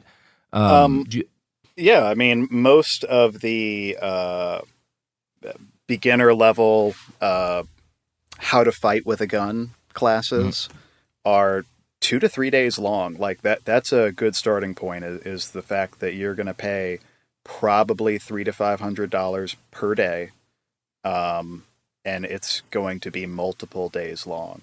You can't, because you're going from a baseline, they know you already know how to point and shoot a gun, but they're going to go from everything on how to draw, how to move, how to reload. You're going to have some classroom time going over their specific safety instructions and stuff like that. But anything you can do in 1 day or 4 hours or 40 rounds or whatever, it isn't going to cut it. You need to go get something, and you need to listen, because they're going to ask you to do things that might not be the way you want to do it. You might say, yeah, that's not the way my dad taught me how to reload a handgun. A good example is actually tactical response in Tennessee. A lot of people hate them, but they have a very specific way that they say everyone reloads this way in our class. You put it in and you slingshot the slide. And people argue and go, well, I want to just press the button. Well, the button's cool and all, but we want you to slingshot the slide. Just do it for this class. Sorry, I got a little off topic there. No. Yeah, that's a good point too, because I mean, just go in and listen. Yeah. And you don't have to take everything away. You take what you saw. In 2023, a story gripped the UK, evoking horror and disbelief. The nurse who should have been in charge of caring for tiny babies is now the most prolific child killer in modern British history. Everyone thought they knew how it ended. A verdict, a villain, a nurse named Lucy Letby. Lucy Letby has been found guilty. But what if we didn't get the whole story? The moment you look at the whole picture, the case collapses. I'm Amanda Knox, and in the new podcast, Doubt, the Case of Lucy Letby, we follow the evidence and hear from the people that lived it to ask what really happened when the world decided who Lucy Letby was. No voicing of any skepticism or doubt. It'll cause so much harm at every single level of the British establishment of This Is Wrong. Listen to Doubt, the Case of Lucy Letby on the iHeartRadio app, Apple Podcasts, or wherever you get your podcasts.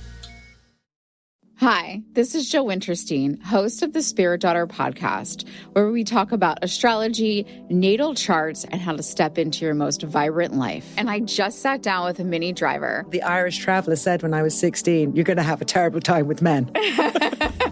Actor, storyteller, and unapologetic Aquarian visionary. Aquarius is all about freedom loving and different perspectives. And I find a lot of people with strong placements in Aquarius are misunderstood. A Sun and Venus in Aquarius in her 7th house spark her unconventional approach to partnership. He really has taught me to embrace people sleeping in different rooms, on different houses, in different places, but just an embracing of the isness of it all. If you're navigating your own transformation or just want a chart side inside view into how a leading artist integrates astrology, creativity, and real life, this episode is a must listen. Listen to the Spirit Daughter podcast starting on February 24th on the iHeartRadio app, Apple Podcasts, or wherever you listen to your podcasts. I'm Clayton Eckerd, and in 2022, I was the lead of ABC's The Bachelor. Unfortunately, it didn't go according to plan. He became the first Bachelor to ever have his final rose rejected. The internet turned on him. If I could press a button and rewind it all, I would. But what happened to Clayton after the show made even bigger headlines. It began as a one-night stand and ended in a courtroom, with Clayton at the center of a very strange paternity scandal. The media is here. This case has gone viral. The dating contract. Agree to date me, but I'm also suing you. Police search warrant. This is unlike anything I've ever seen before. I'm Stephanie Young. This is Love Trapped. This season, an epic battle of he said, she said, and the search for accountability in a sea of lies. I have done nothing except get pregnant by the Bachelor! Listen to Love Trapped on the iHeartRadio app, Apple Podcasts, or wherever you get your podcasts. I'm Nancy Glass, host of the Burden of Guilt Season 2 podcast. This is a story about a horrendous lie that destroyed two families. Late one night, Bobby Gumpright became the victim of a random crime.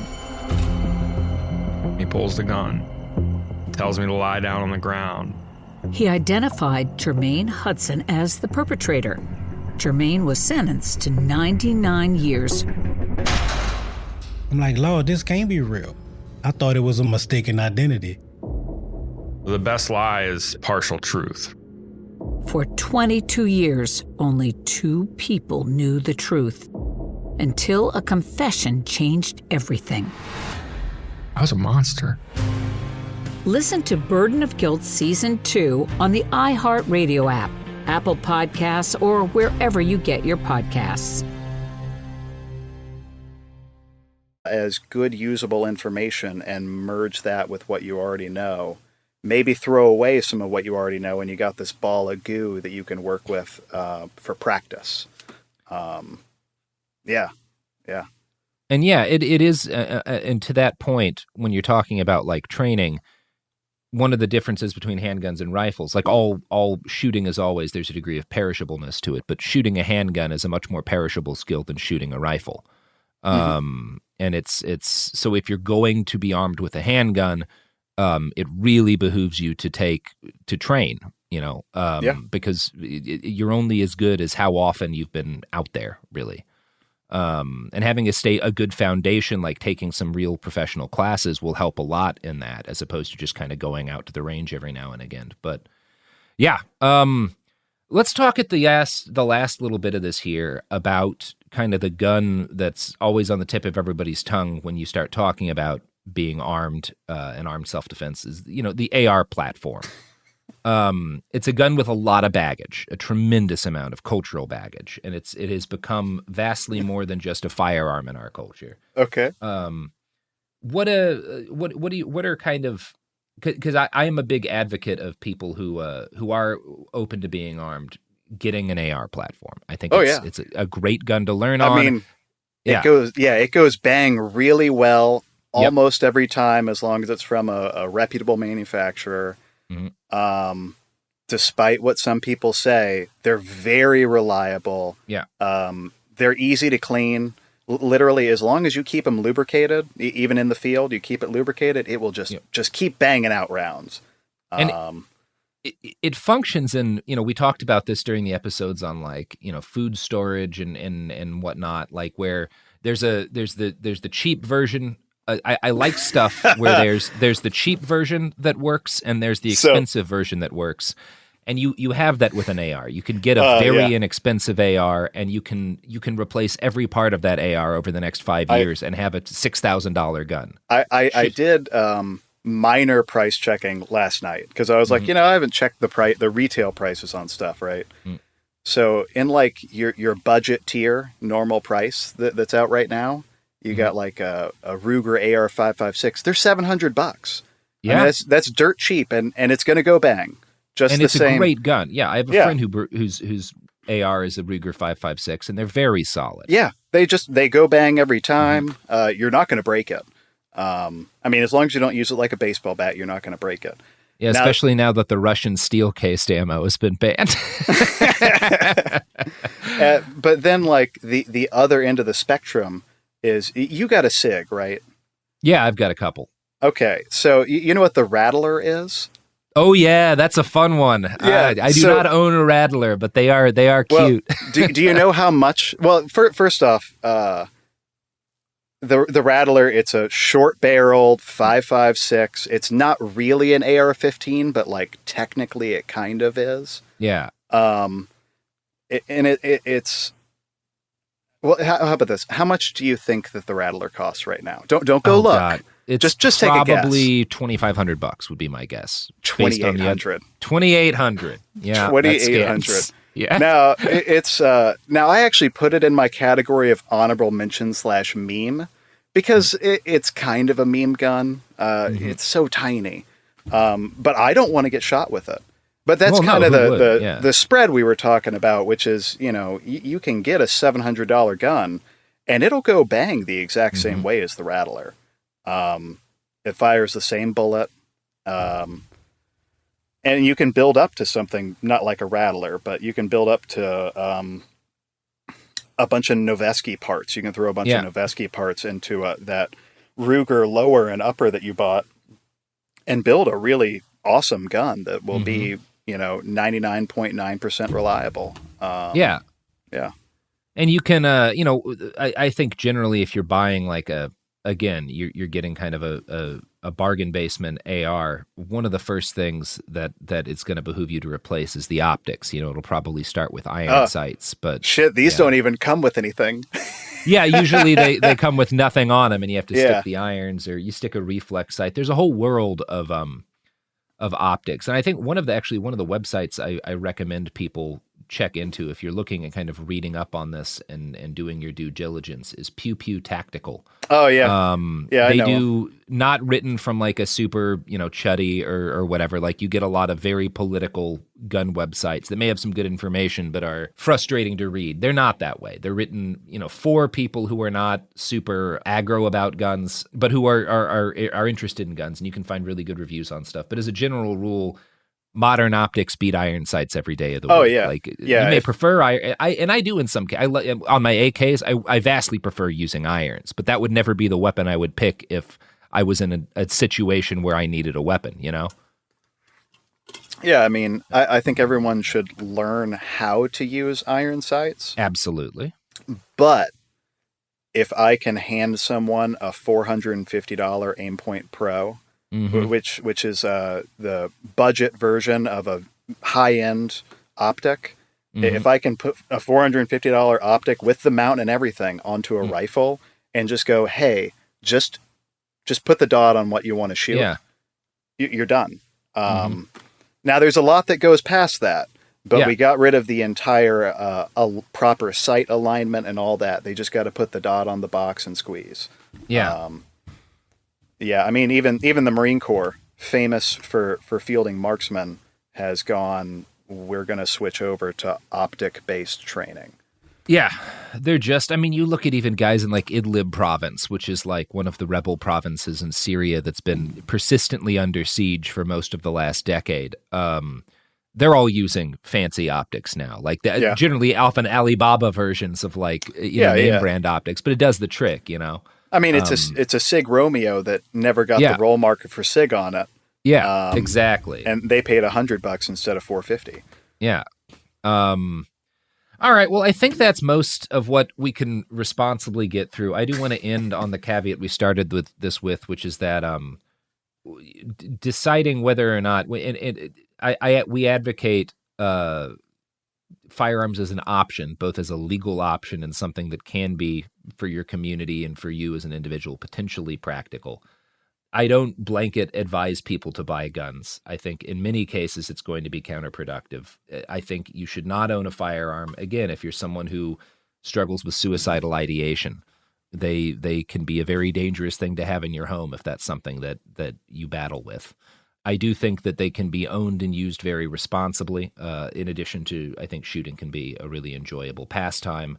And I think more than anything, when a whole bunch of people who are talking about killing you all have guns, it can behoove you to own a firearm as well if you're a member of one of those communities. So please don't take any of this as Robert Evans says everyone go buy a gun. But if you're going to buy a gun, there's a right way and a responsible way to go about it. And there's, picking up a random 12 gauge and shoving it under your bed, which is... Oh, God, no. No more shotguns for home defense. Yeah. They're not ideal. Yeah, I mean, we could talk about overpenetration and stuff, but yeah. I mean, just being able to move lead in a direction, they're very bad at it. Yeah. Yeah. Yeah, they're not. I mean, again, something like an AR or a pistol caliber carbine is in a lot of situations going to be a much more practical and have less risk of hitting stuff you don't want to hit necessarily. Get the High Point Yeet, the Yeet cannon. The Yeet cannon. Yeah. We'll discuss that on our whole episode about high points. So you've shot yourself in the dick. Yes. The High Point story. All right. Well, do you want to, Paul? You got anything to plug before we roll out here? Give food to homeless people. Well, houseless. Mm-hmm. Houseless, yeah. I think is. Yeah. And if you're in an area with a based DSA, mm-hmm. join the DSI and then vote out the shitlibs. That's what's happening here in Orlando. But yeah, embrace anarchy. Well, I'm Robert Evans. This has been a podcast, and remember, as we sail out, there's a reason the episode talking about guns came after the episodes talking about storing and growing food.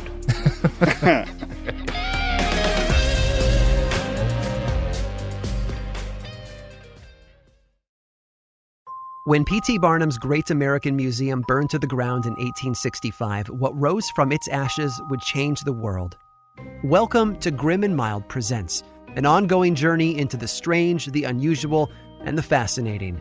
For our inaugural season, we'll be giving you a backstage tour of the always complex and often misunderstood cultural artifact that is the American Sideshow.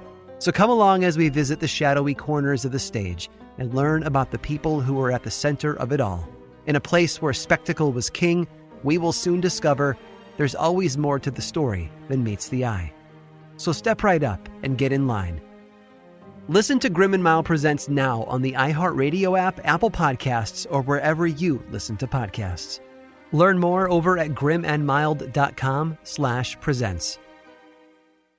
I'm Tanya Sam, host of the Money Moves podcast powered by Greenwood. This daily podcast will help give you the keys to the kingdom of financial stability, wealth, and abundance. With celebrity guests like Rick Ross, Amanda Seales, Angela Yee, Roland Martin, JB Smoove, and Terrell Owens. Tune in to learn how to turn liabilities into assets and make your money move. Subscribe to the Money Moves podcast powered by Greenwood on the iHeartRadio app or wherever you get your podcasts. And make sure you leave a review.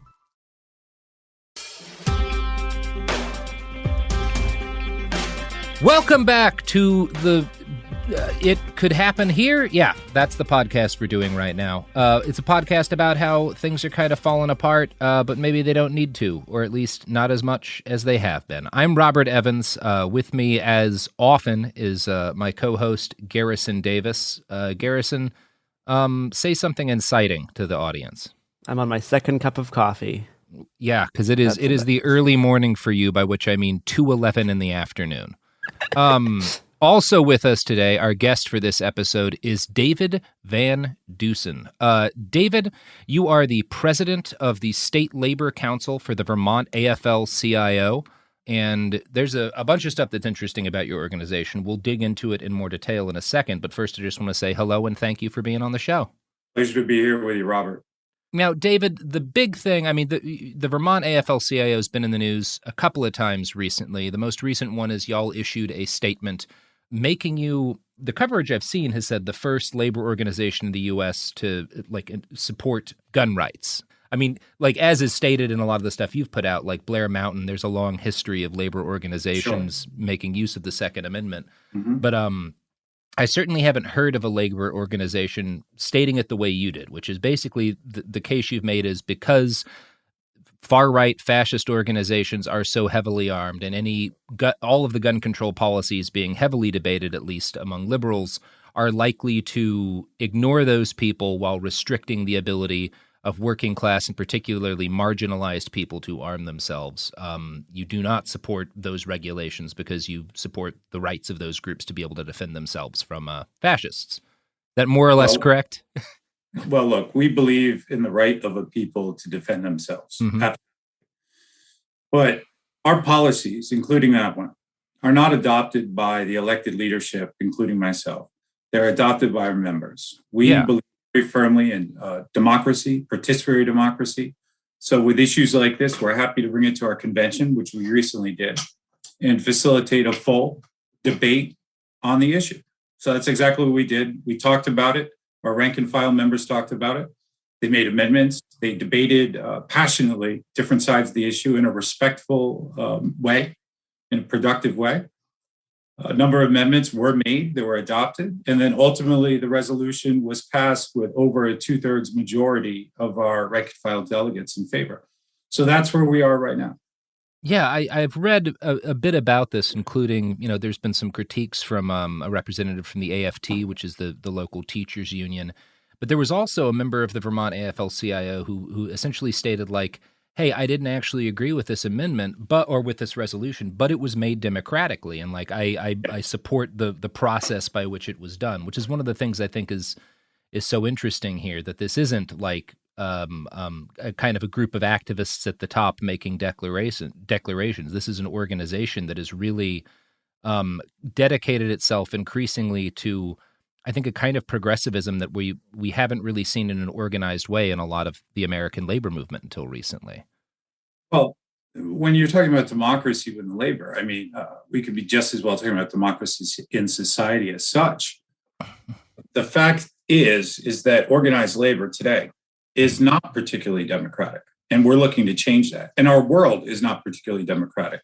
Now, the vision that we hold, our slate, our progressive slate called United, is one where we increase the means for direct participatory democracy, both within labor and within our society. So, of course, we're going to go to our members and our rank and file and ask them to debate the issues of our day and ultimately to make a decision on these major political and social issues. This was one. We do believe that people need to have a right, the working class needs to have a right to defend itself. And we can't bury our head in the sand.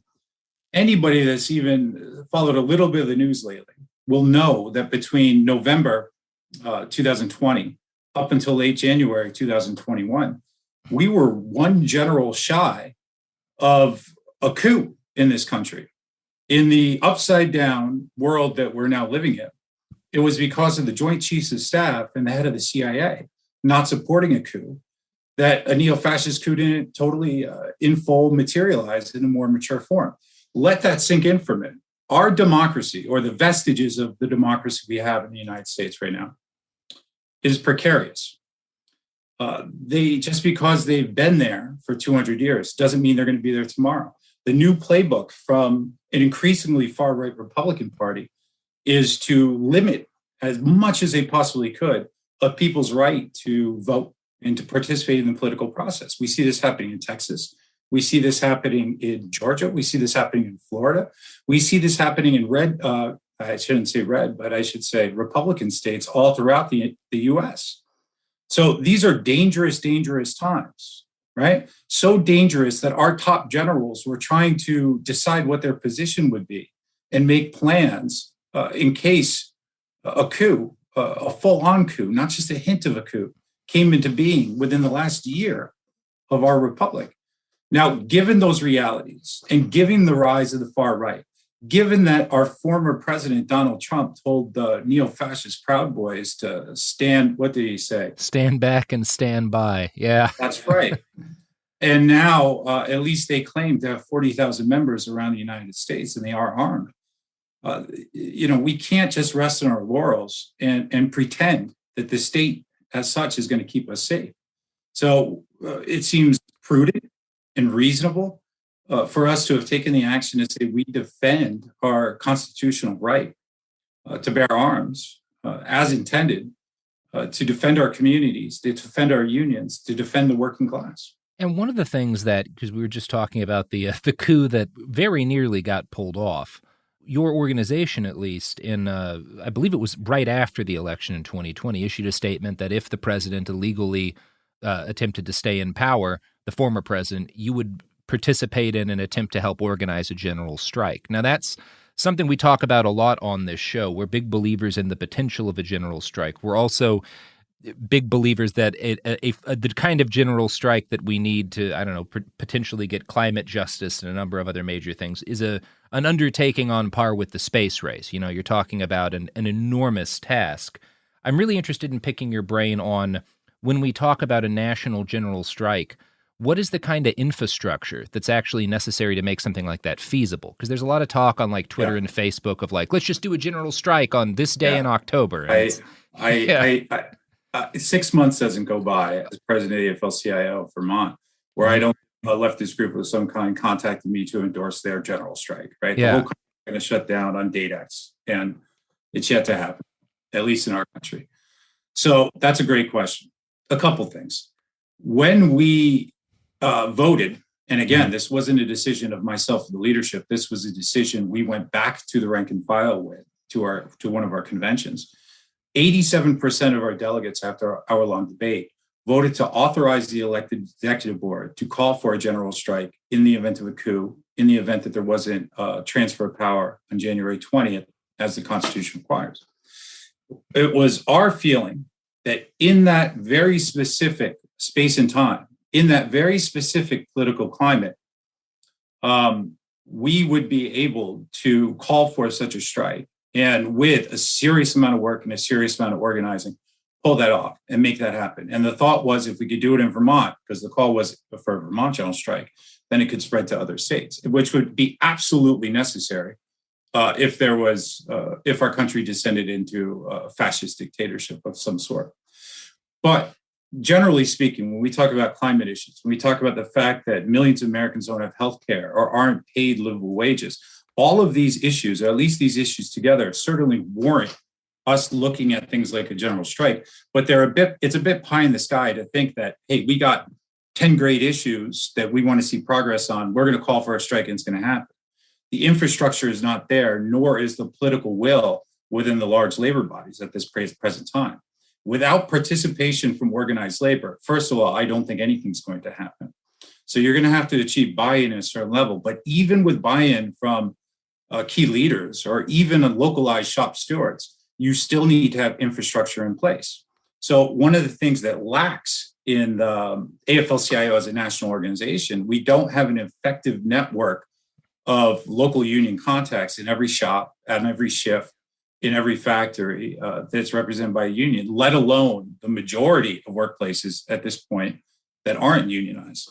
So what our top priority is, as far as the Vermont AFL-CIO goes over the next 2 years, is to build a network of local union contacts in every single shop and every single shift that we represent folks here in Vermont. So we see this as a way to increase communication. Without communication, you're not going to be able to pull off mass mobilizations. And also, you're not going to be able to conduct mass education on issues X, Y, or Z.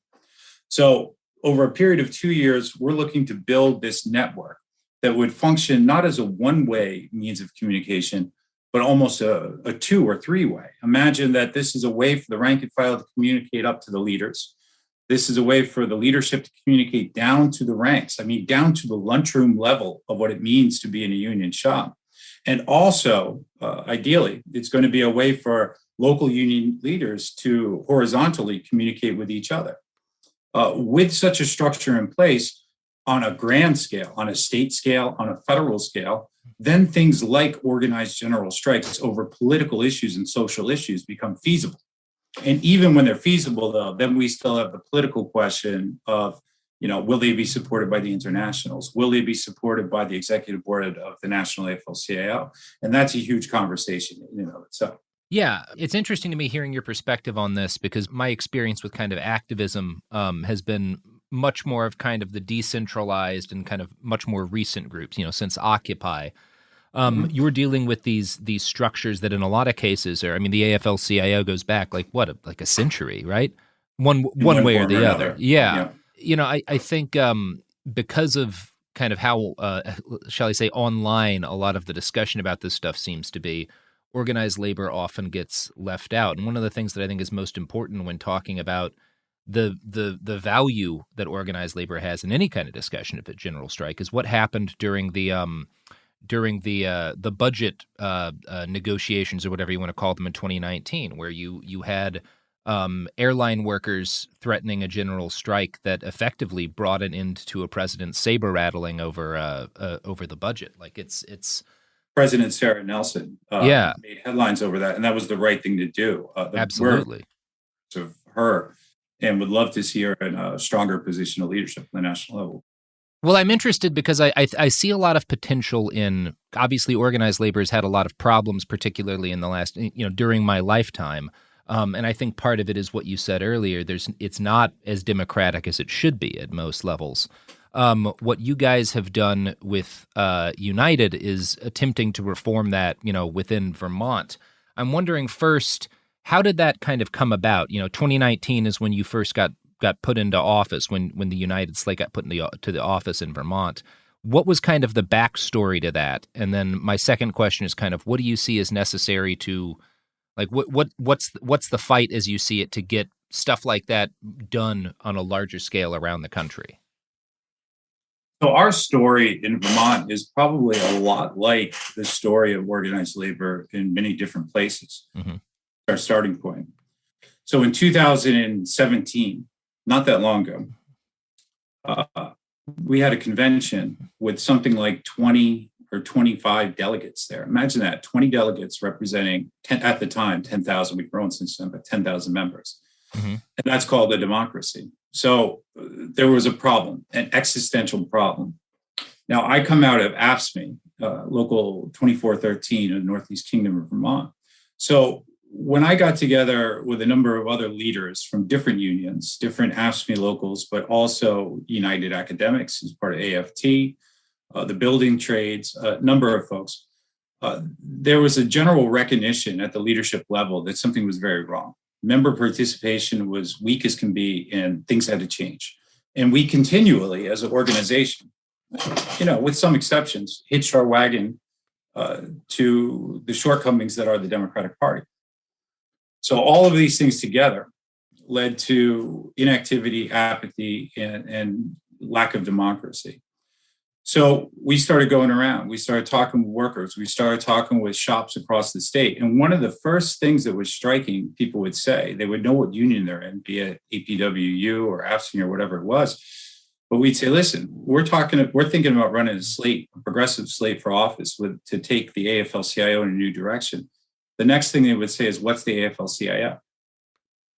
Think about that, right? Mm-hmm. Workers involved, some of which were union stewards in their locals, didn't even know what the AFL-CIO was. So that was our starting point. It was an existential crisis of labor.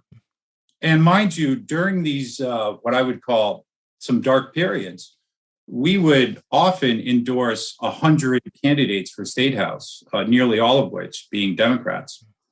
And then they would win. They would win their elections.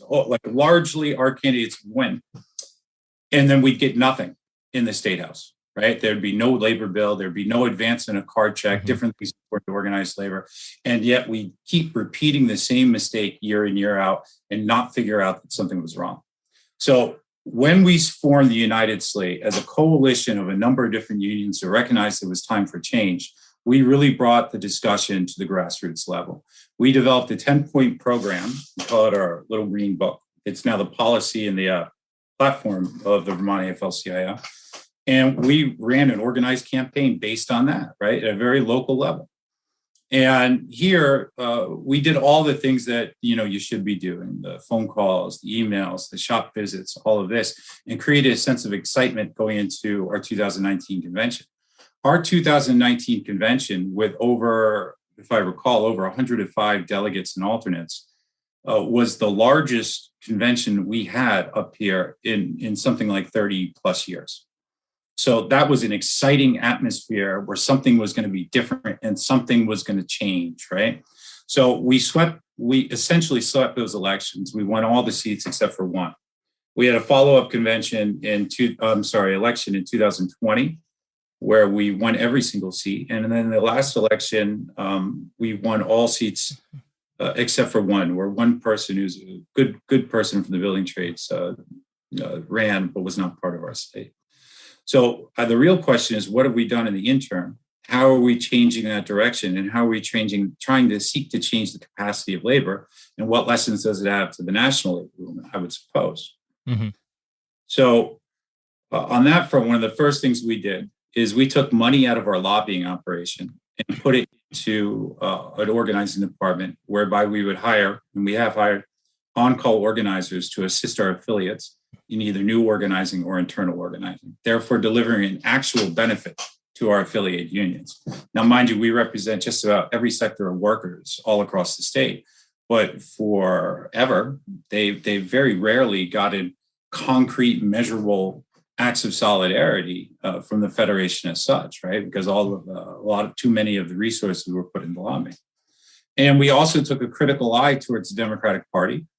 And recently, we've instead endorsed the Social Democratic Vermont Progressive Party slates in their runs for State House and statewide office in many cases. So we've done a few things differently. We're continuing to do things differently. We've expanded the size of our executive board, so we elect more leaders now.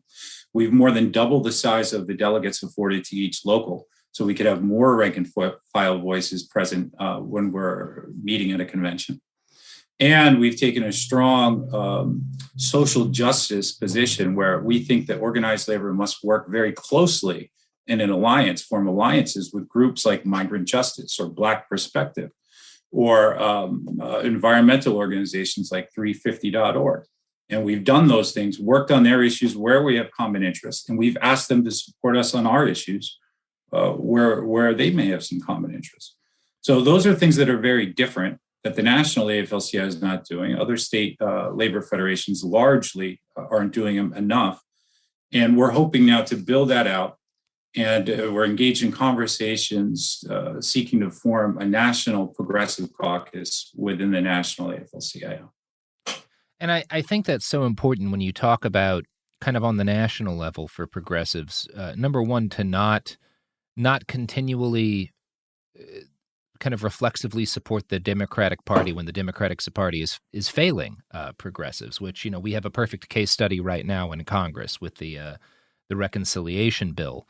It often does seem like such an insurmountable task, just because the inability, like a bill, the $3.5 trillion infrastructure bill is so widely supported by Americans, but it just keeps coming down to this tiny number of folks with financial interests and donors who are pushing against something that's widely supported. And I feel optimistic when I look at state organizations like what y'all are doing and the fact that I can see something building.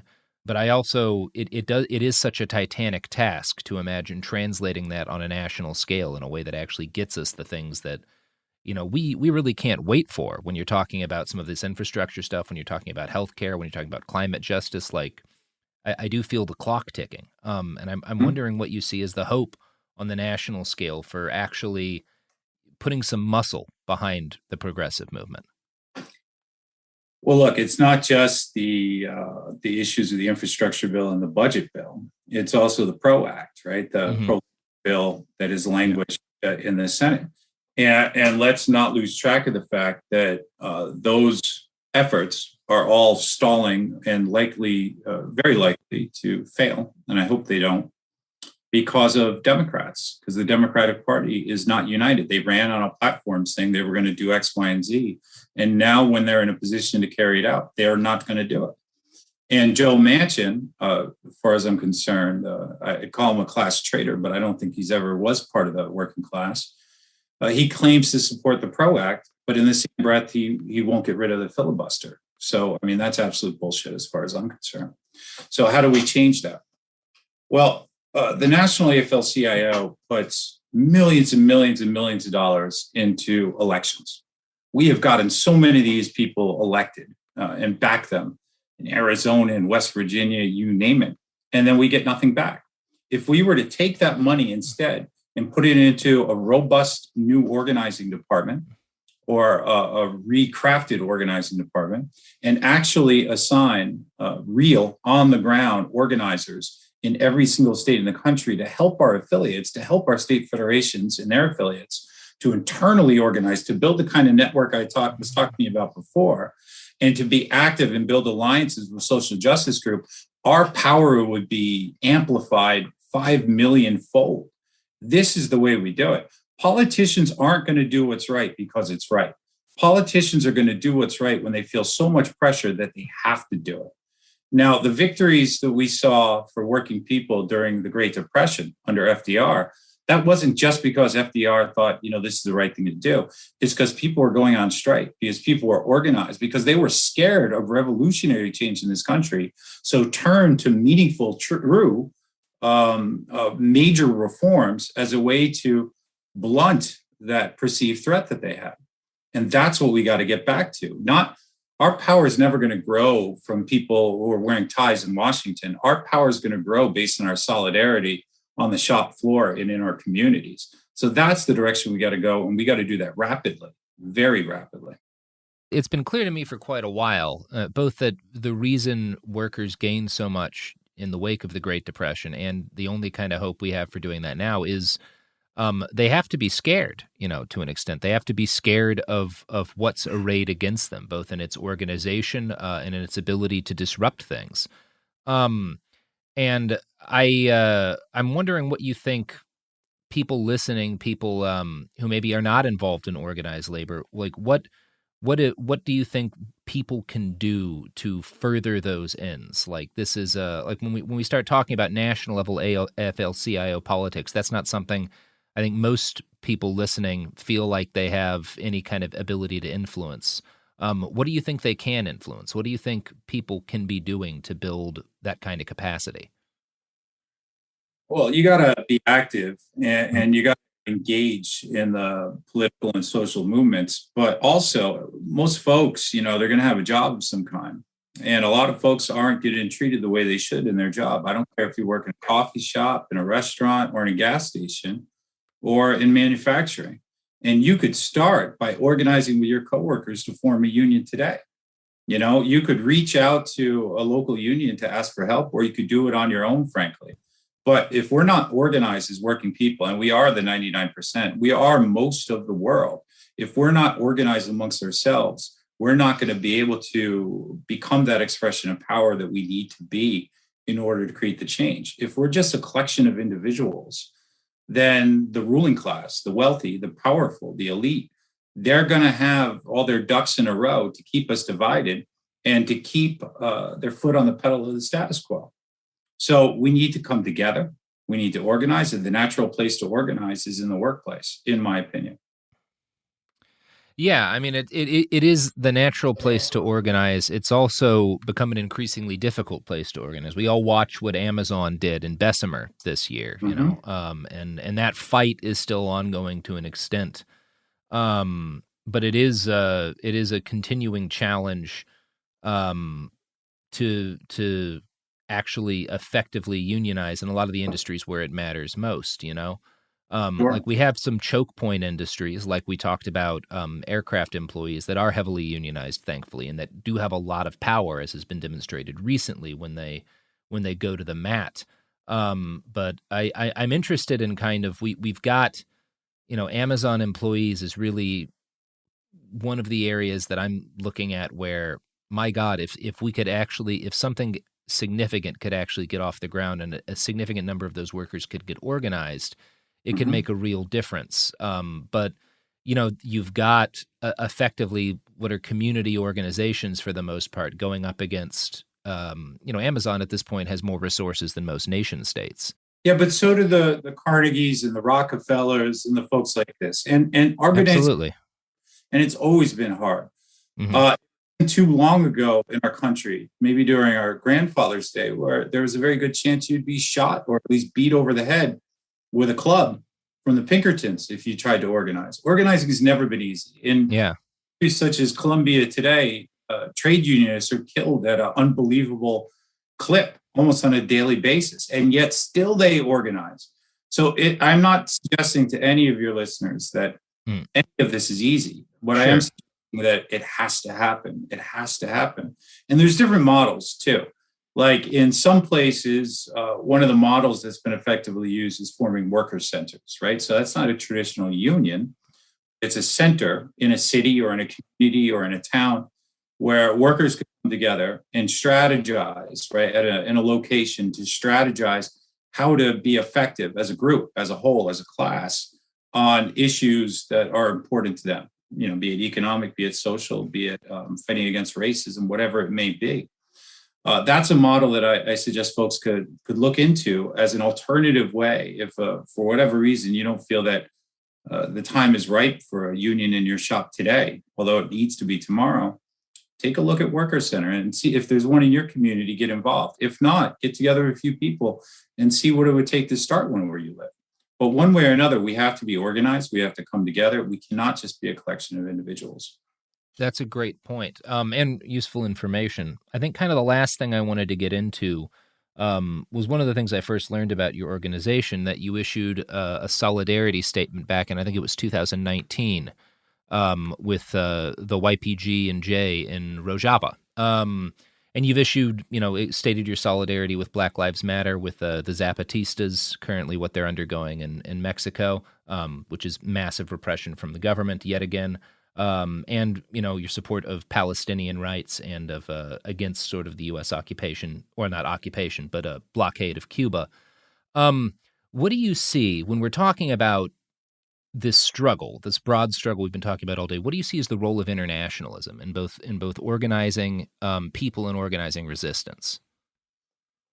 Well, our starting point today is capital is international. So if we're going to have a foundational challenge to the power of capital, we also have to be internationalists in our outlook.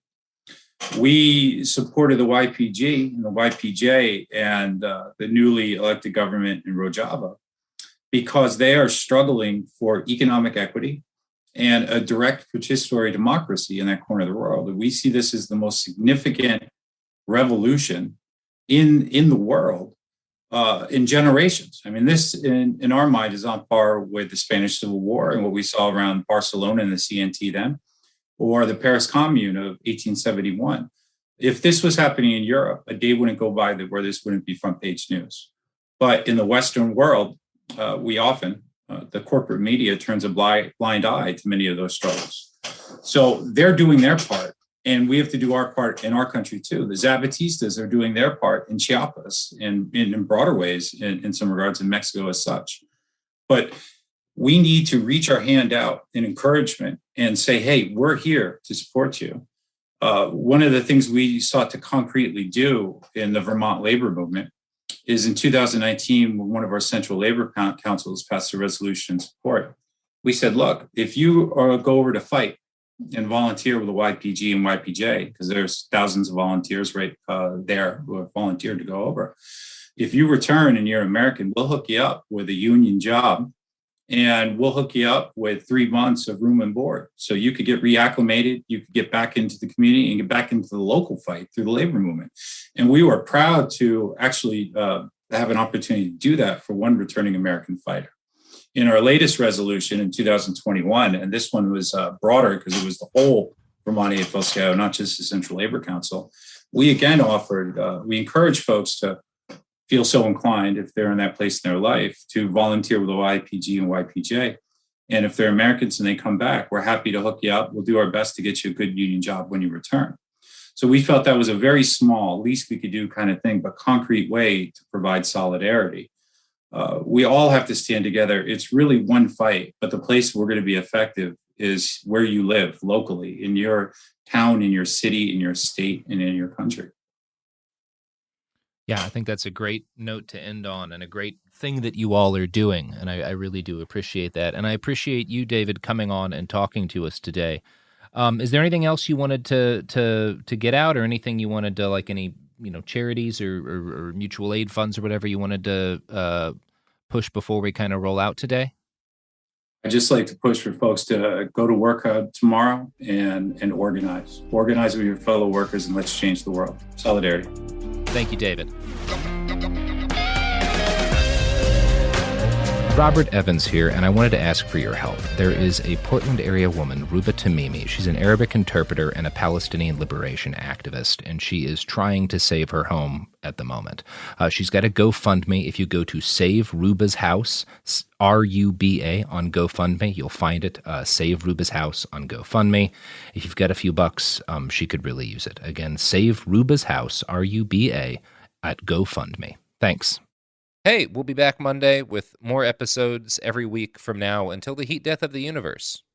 It Could Happen Here is a production of Cool Zone Media. For more podcasts from Cool Zone Media, visit our website, coolzonemedia.com, or check us out on the iHeartRadio app, Apple Podcasts, or wherever you listen to podcasts. You can find sources for It Could Happen Here updated monthly at coolzonemedia.com/sources. Thanks for listening. When P.T. Barnum's Great American Museum burned to the ground in 1865, what rose from its ashes would change the world. Welcome to Grim and Mild Presents, an ongoing journey into the strange, the unusual, and the fascinating. In our inaugural season, we'll give you a backstage tour of the complex and unusual artifact that is the American Sideshow. Listen to Grim and Mild Presents now on the iHeartRadio app, Apple Podcasts, or wherever you listen to podcasts. After 30 years, it's time to return to the halls of West Beverly High and hang out at the Peach Pit on the podcast 9021 OMG. Visit Jenny Garth and Tori Spelling for a rewatch of the hit series Beverly Hills 90210 from the very beginning. We get to tell the fans all of the behind-the-scenes stories that actually happened. So they know what happened on camera, obviously, but we can tell them all the good stuff that happened off camera. Listen to 9021 OMG on the iHeartRadio app, Apple Podcasts, or wherever you get your podcasts. What's up, guys? I'm Rashad Bilal. And I am Troy Millings, and we are the hosts of the Earn Your Leisure podcast, where we break down business models and examine the latest trends in finance. We hold court and have exclusive interviews with some of the biggest names in business, sport, and entertainment. From DJ Khaled to Mark Cuban, Rick Ross, and Shaquille O'Neal. I mean, our alumni list is expansive. Listen in as our guests reveal their business models, hardships, and triumphs in their respective fields. The knowledge is in depth, and the questions are always delivered from your standpoint. We want to know what you want to know. We talk to the legends of business, sports, and entertainment about how they got their start and, most importantly, how they make their money.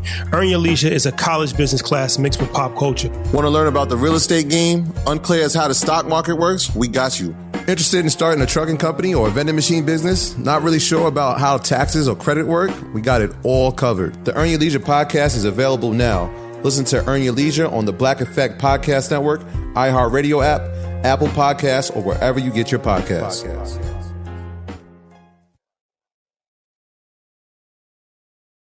A BetterHelp ad. We get it. February is full of flowers, candy, and, of course, lots of talk about relationships. It can feel like everyone else has it all together in their love lives. But the truth is, we're all still figuring it out. Whether you're working on your marriage, navigating the dating apps, or prioritizing staying single, no matter where you are, you're right on time. Therapy can help you find your way and take some of the pressure off yourself so you can determine what you want, what feels heavy, and how you can feel lighter. Just a little bit of outside perspective from a professional can lead to new understanding and a lot of progress. So the next time you're feeling iffy about your love life, try therapy with BetterHelp and see where it takes you. And remember, you're right on time. Visit BetterHelp.com for 10% off. That's BetterHelp.com. This is Special Agent Regal, Special Agent Bradley Hall. In 2018, the FBI took down a ring of spies working for China's Ministry of State Security, one of the most mysterious intelligence agencies in the world. The Sixth Bureau podcast is a story of the inner workings of the MSS and how one man's ambition and mistakes opened its vault of secrets. Listen to The Sixth Bureau on the iHeartRadio app, Apple Podcasts, or wherever you get your podcasts. Hi, It's Jill Winterstein, host of the Spirit Daughter podcast, where we talk about astrology, natal charts, and how to step into your most vibrant life. And today I'm talking with my dear friend, Krista Williams. It can change you in the best way possible. Dance with the change, dance with the breakdowns. The embodiment of Pisces intuition with Capricorn power moves. So I'm like delusionally proud of my chart. Listen to the Spirit Daughter podcast starting on February 24th on the iHeartRadio app, Apple Podcasts, or wherever you listen to your podcasts. I'm Amanda Knox, and in the new podcast, Doubt, The Case of Lucy Letby, we unpack the story of an unimaginable tragedy that gripped the UK in 2023. But what if we didn't get the whole story? Evidence has been made to fit. The moment you look at the whole picture, the case collapses. What if the truth was disguised by a story we chose to believe? Oh my God, I think she might be innocent. Listen to Doubt, The Case of Lucy Letby on the iHeartRadio app, Apple Podcasts, or wherever you get your podcasts. This is an iHeart podcast. Guaranteed Human.